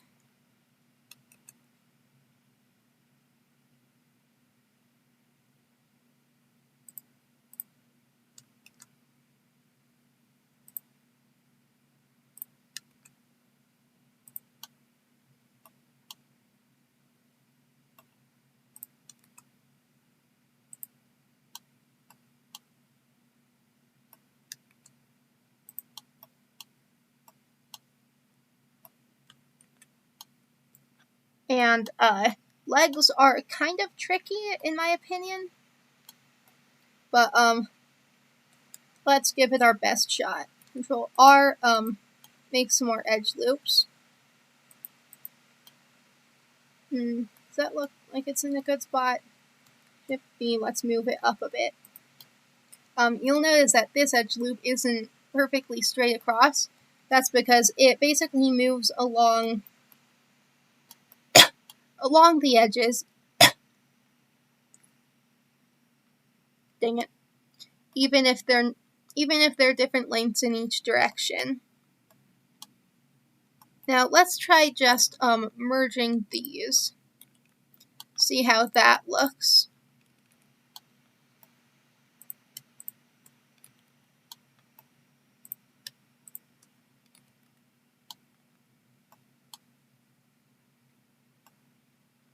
I think it's kind of alright, but could be more tapered here.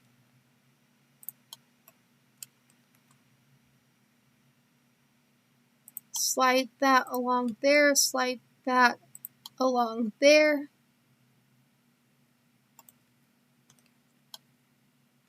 Actually, let's connect this.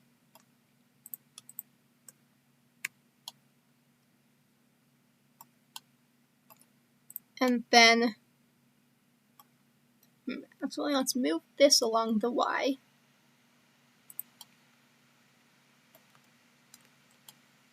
Good, it's still moving symmetrically.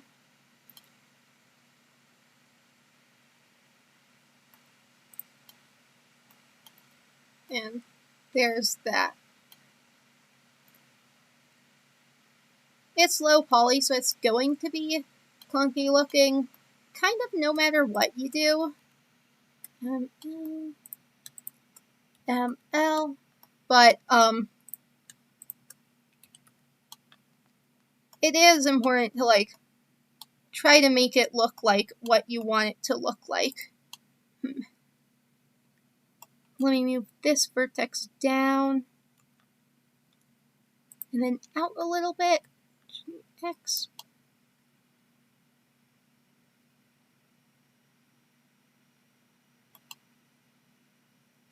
I actually don't like how we've got things right here, so I'm going to move this out some and widen the hips.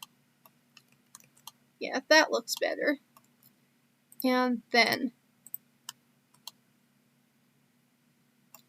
yeah, delete these faces.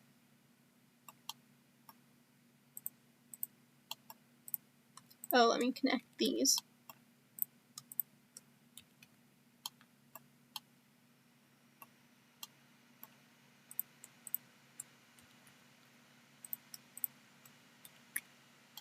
Now, this is, of course, like going into this much detail on the legs is really entirely optional, and something that I don't always bother with, really.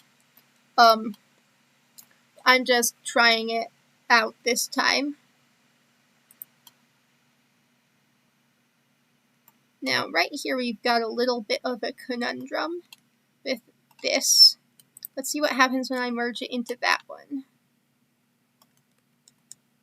Oops.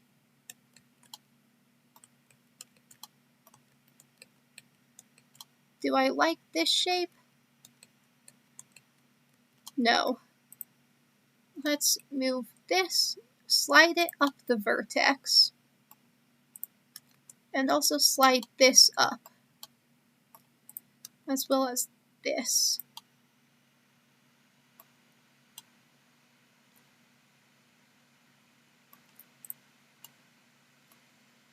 And then perhaps slide this down, slide this down, or join this like that. And then what if select this one and this one and this one and merge it all to that one? Does that look all right?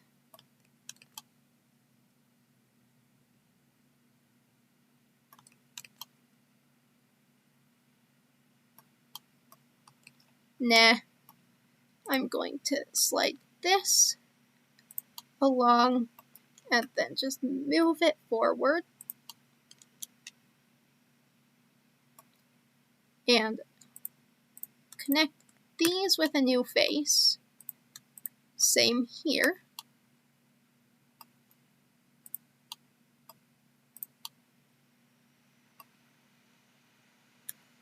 Move this one forward as well. Actually, this whole face right here is getting confusing. Let's just delete that and then use F to fill in these gaps.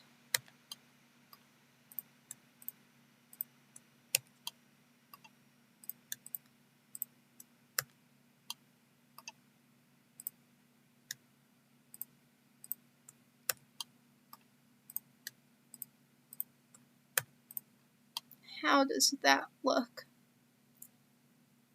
It looks kind of wonky, but considering this is meant to be a doll, I think it looks alright. Let's smooth the butt a little bit.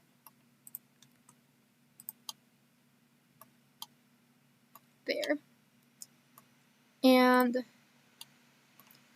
keep connecting these.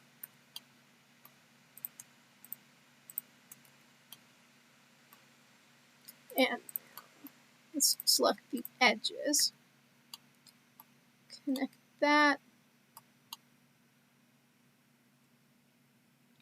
Something's asymmetrical here. What's going on?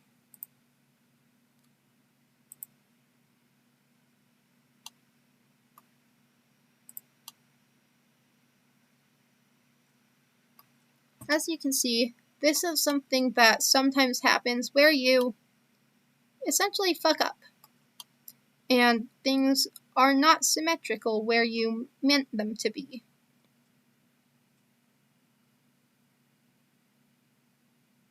let's keep connecting and see which side I like better.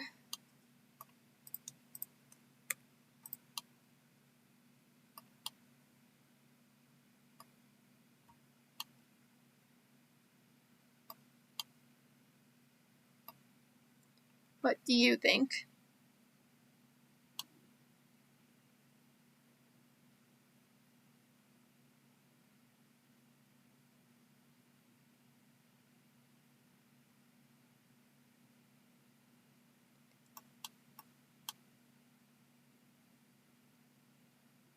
I think I find myself liking this side better.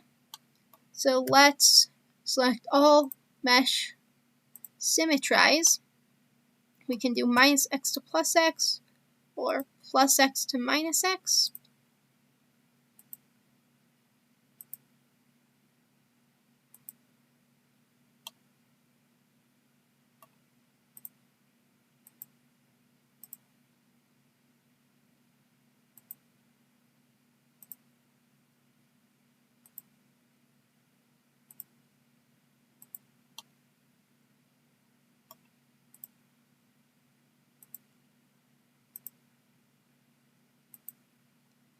Yeah, let's say I like this one more. And now it's symmetrized. And now we've got legs. We've got the top half of legs. Now this is the part that I wanted to look at the reference for. So feet are complicated, so we're going to avoid them here, and instead use this sort of cone-shaped lower leg type of deal. Add more loop cuts. And let's move this one up.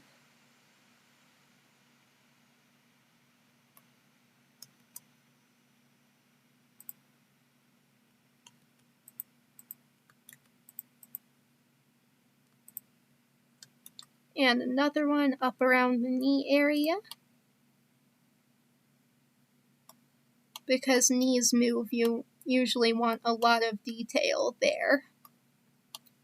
And so now we're going to, let's turn on proportional and just change the shape of the bottom of the leg until we get something that looks nice and feels right.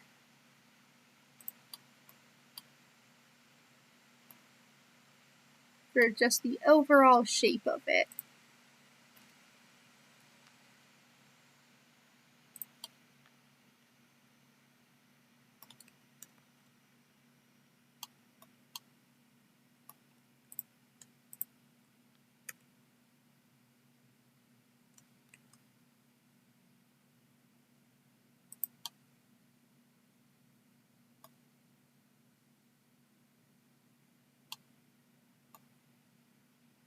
I think that's an alright overall shape, at least in terms of the angle. That's really what's important here, because now we are going to turn off proportional for now, and once again add more loop cuts. Whoa. Gotta get it at the right angle to slide it. And does this look like a good place? Yeah. Now that we've got this here, let's take that in a little bit. We're going to change the shape of the rest of, we're going to change the shape of the basically foot part.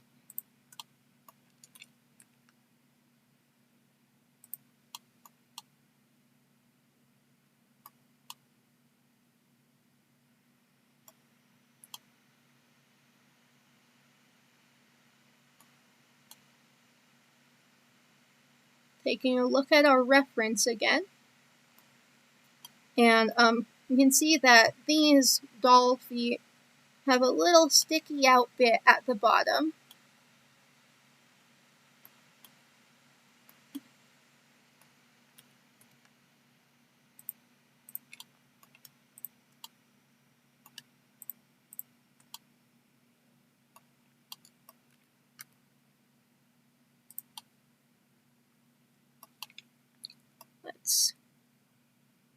make this a little bit more squarish. There. And so for that sticky out part, what we're going to do here is, whoops, wrong button, Control R, once again loop cuts. Slide it up a little bit. And then we're going to select the frontmost faces of the ankle foot thing and extrude faces, and it's already going along the Y. Wait, no, it wasn't. Extrude faces. Yeah, it's not quite going along the Y, so let's hit Y, and now it is. And move it outward just a little bit. Maybe a little bit more. Yeah, that looks alright. And Control R once more.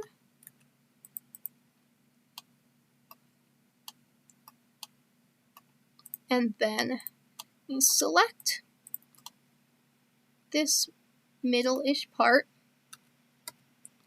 move it out just a tad, then select this part and move it in. Now let's take a closer look. You've got this kind of feet here, but they're not quite as smooth as what we've got in the references. So let's see what happens if we merge.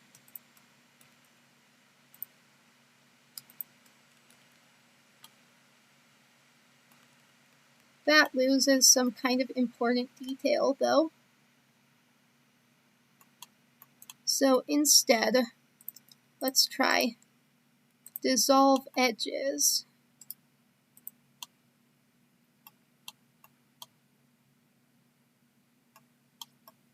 That looks alright.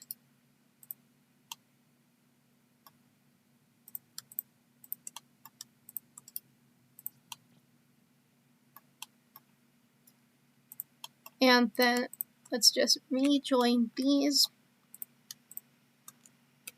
to keep it more triangles. It's generally best to have your topology, whoops, wrong button, be mostly quads, quadrilaterals, and triangles.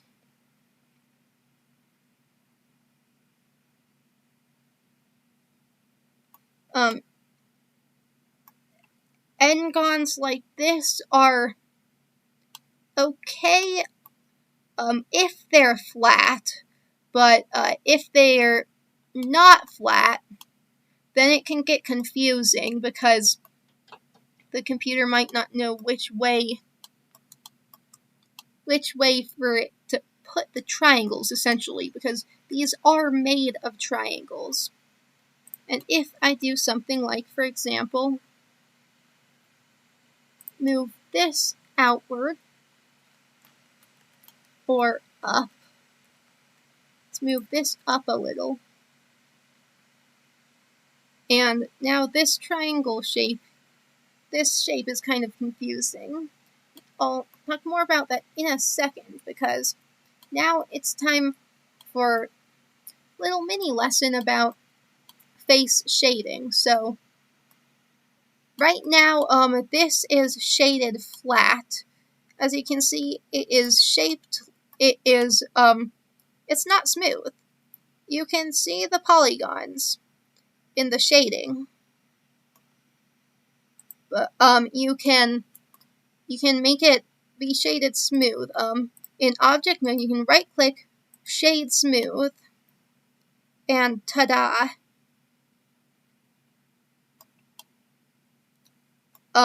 You can also shade smooth by faces. So let's select these faces and shade smooth. And while it's like this, here's the point about triangles. Yes, I know it's the but, that's not important, but this but is triangles, and it's not symmetrical. If you look at it, you can see that the smooth shading, there is essentially an invisible edge here and an invisible edge here. These aren't actually edges, like these edges, they're more, I think creases could be the word. I don't know if there's a word for them, but they're annoying. So in this case, let's join. You can see how it changed the shape of that side.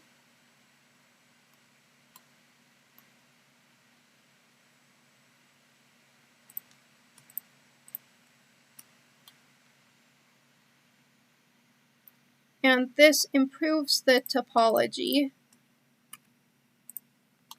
because now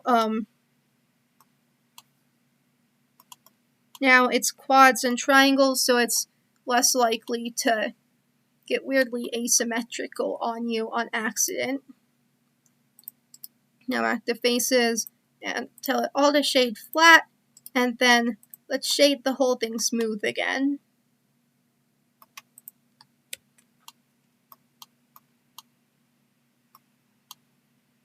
Now, if you've been following along, then hopefully you've got something like this. I have to finish up with this in 15 minutes, so I'll go over a few more tips and tricks and then continue on later. So, something to be aware of is edge sharpness. Oh, and here we've got more triangle problems. So let's connect these up.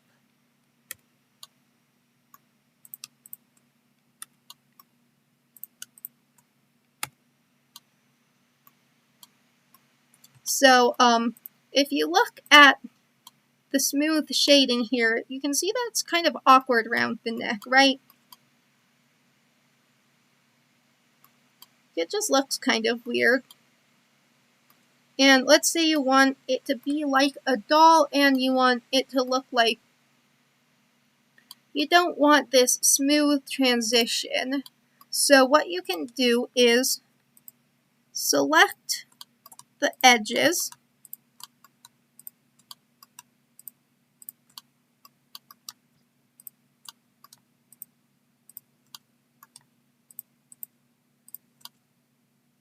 and then right-click, mark sharp.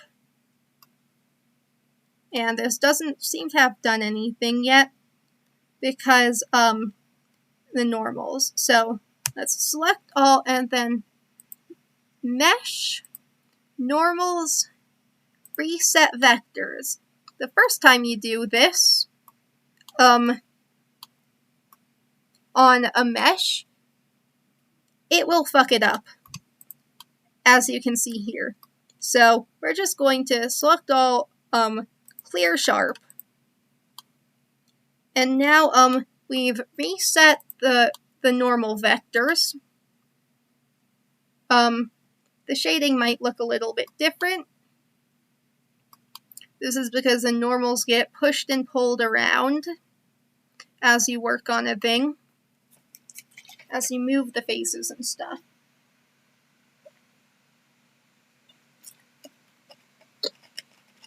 Now, like I said earlier, the normals are the direction a face is pointing. And when it's shaded smooth like this, it basically takes it averages out the normals.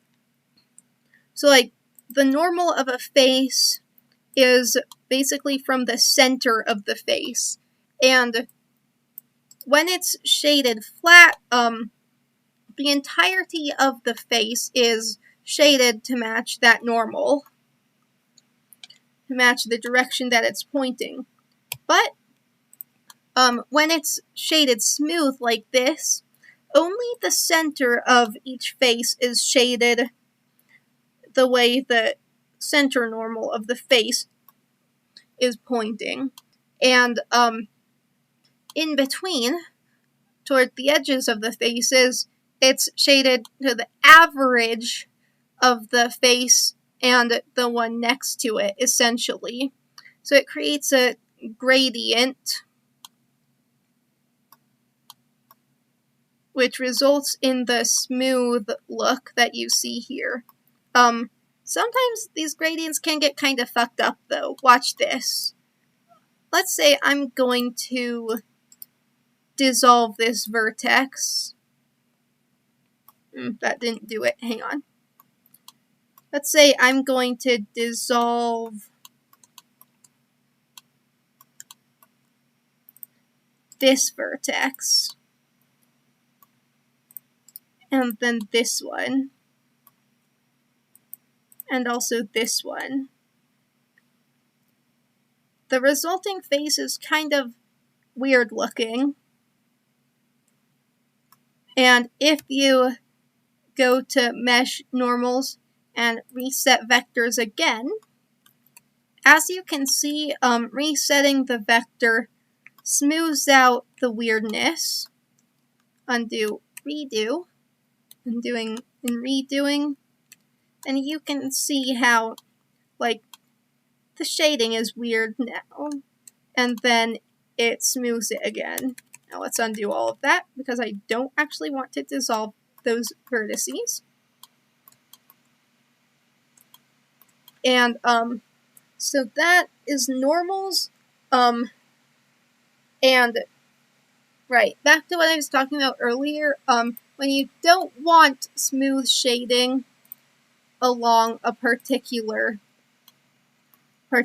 edge.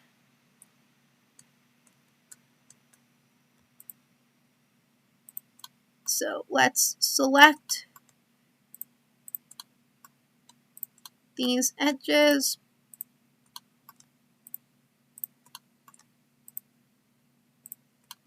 And then, now that we've got our normals reset, this will actually have an effect. And we mark sharp. And as you can see,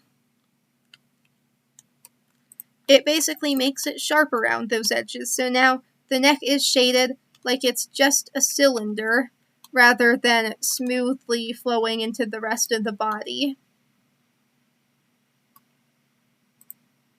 And let's also do this to the bottoms of the feet as well.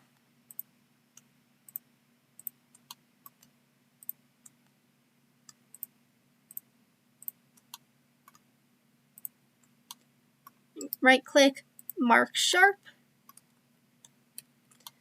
and now they are smooth and flat.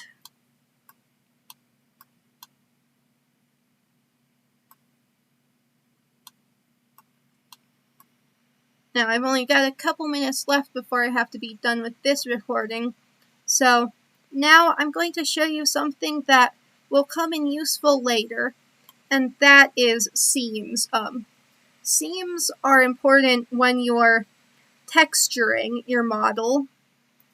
You can think of it like seams on a fabric, or like, you know how in like elementary school you got shown how to cut out paper in a cross shape and then fold it into a cube? Seams are basically like if you were unmaking that cube, it's the edges that you would cut along in order to unfold it into a flat shape that you can then put your texture on, and then fold it back into shape now with the texture. So what we're going to do is give this thing some seams. Select the edge loops. I'm going to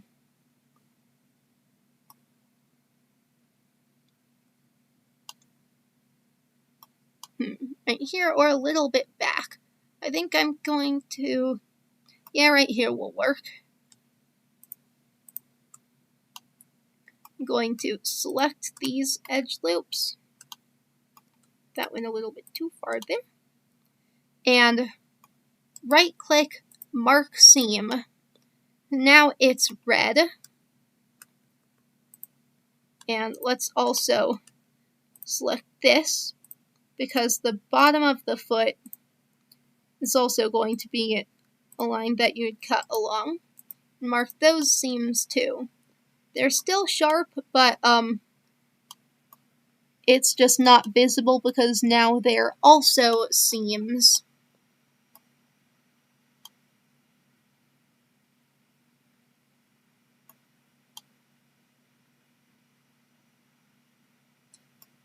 It can be kind of a challenge at times to figure out where you want to put the seams.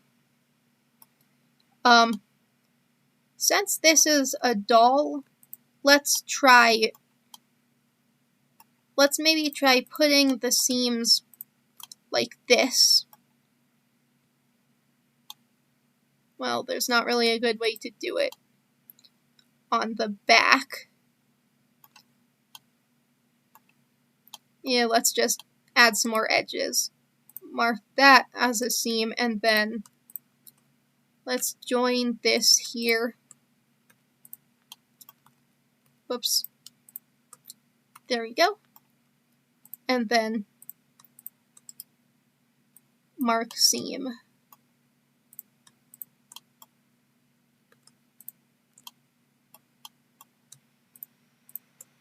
Whoops.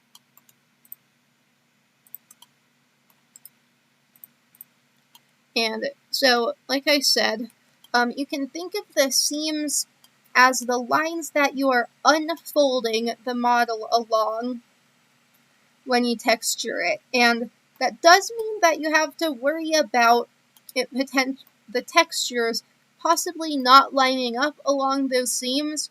It can be kind of finicky to get it right sometimes.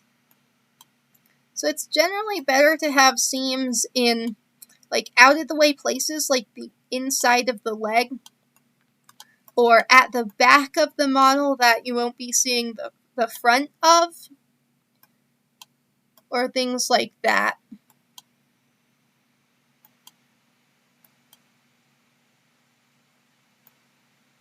It's kind of like the pattern for clothing in a way.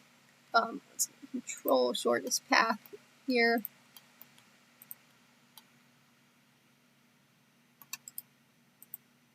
Now, some of these might end up changing because we will be adding the arms later. So where they're going to be will change. So some of these seams might end up getting unseamed, but this is just a quick little demonstration. So you've got the neck will unfold like this, and the front and back of the torso will be two separate pieces. The legs will unroll around the inner leg, and the bottom of the foot will be a separate piece. And then the heads are kind of tricky. I think for this one, what I'm going to do is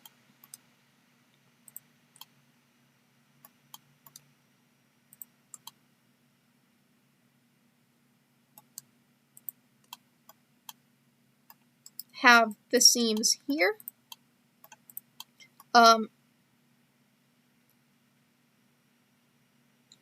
This will let the front of the head be one solid piece.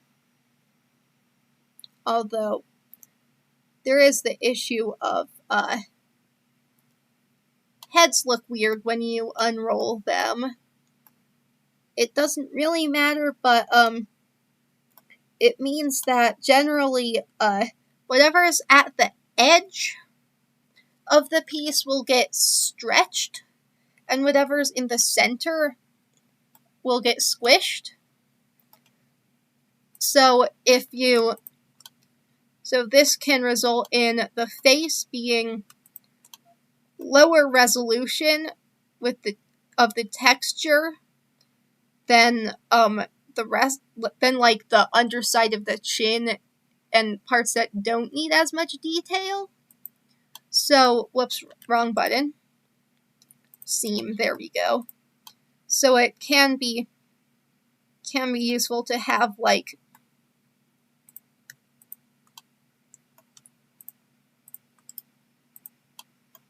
just have some seams in there. I'm actually going to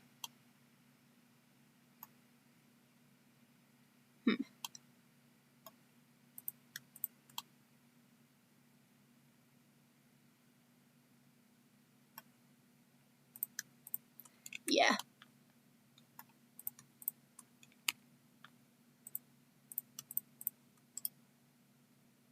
Clear seam and mark that as a seam.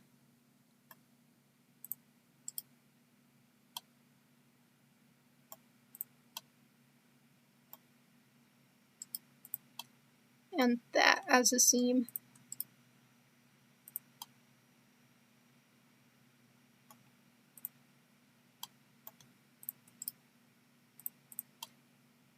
Basically, the kind of idea here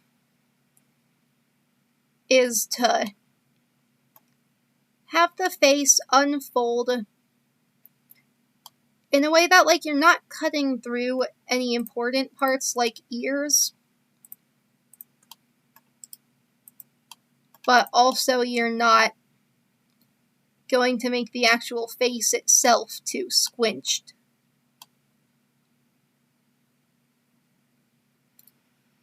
This is kind of wonky looking of seams, but think of it like those map projections, where it's like if you just like unpeeled the earth and slapped it down, realistically, it would be all like, it would look like a bunch of semi-disconnected orange wedges. You kind of have to have that semi-disconnected wedges of peel look in order to not have your texture get too warped, basically.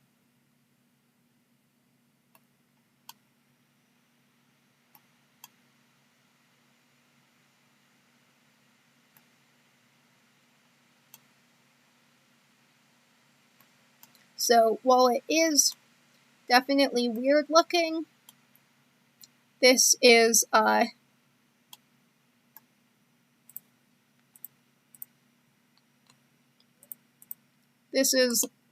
well, it's one of the ways you can handle texturing heads.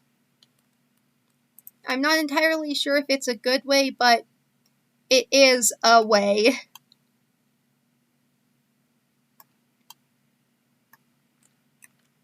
So that's seams, and next time I'll go into how to make the arms, maybe even hands, and hopefully also texturing.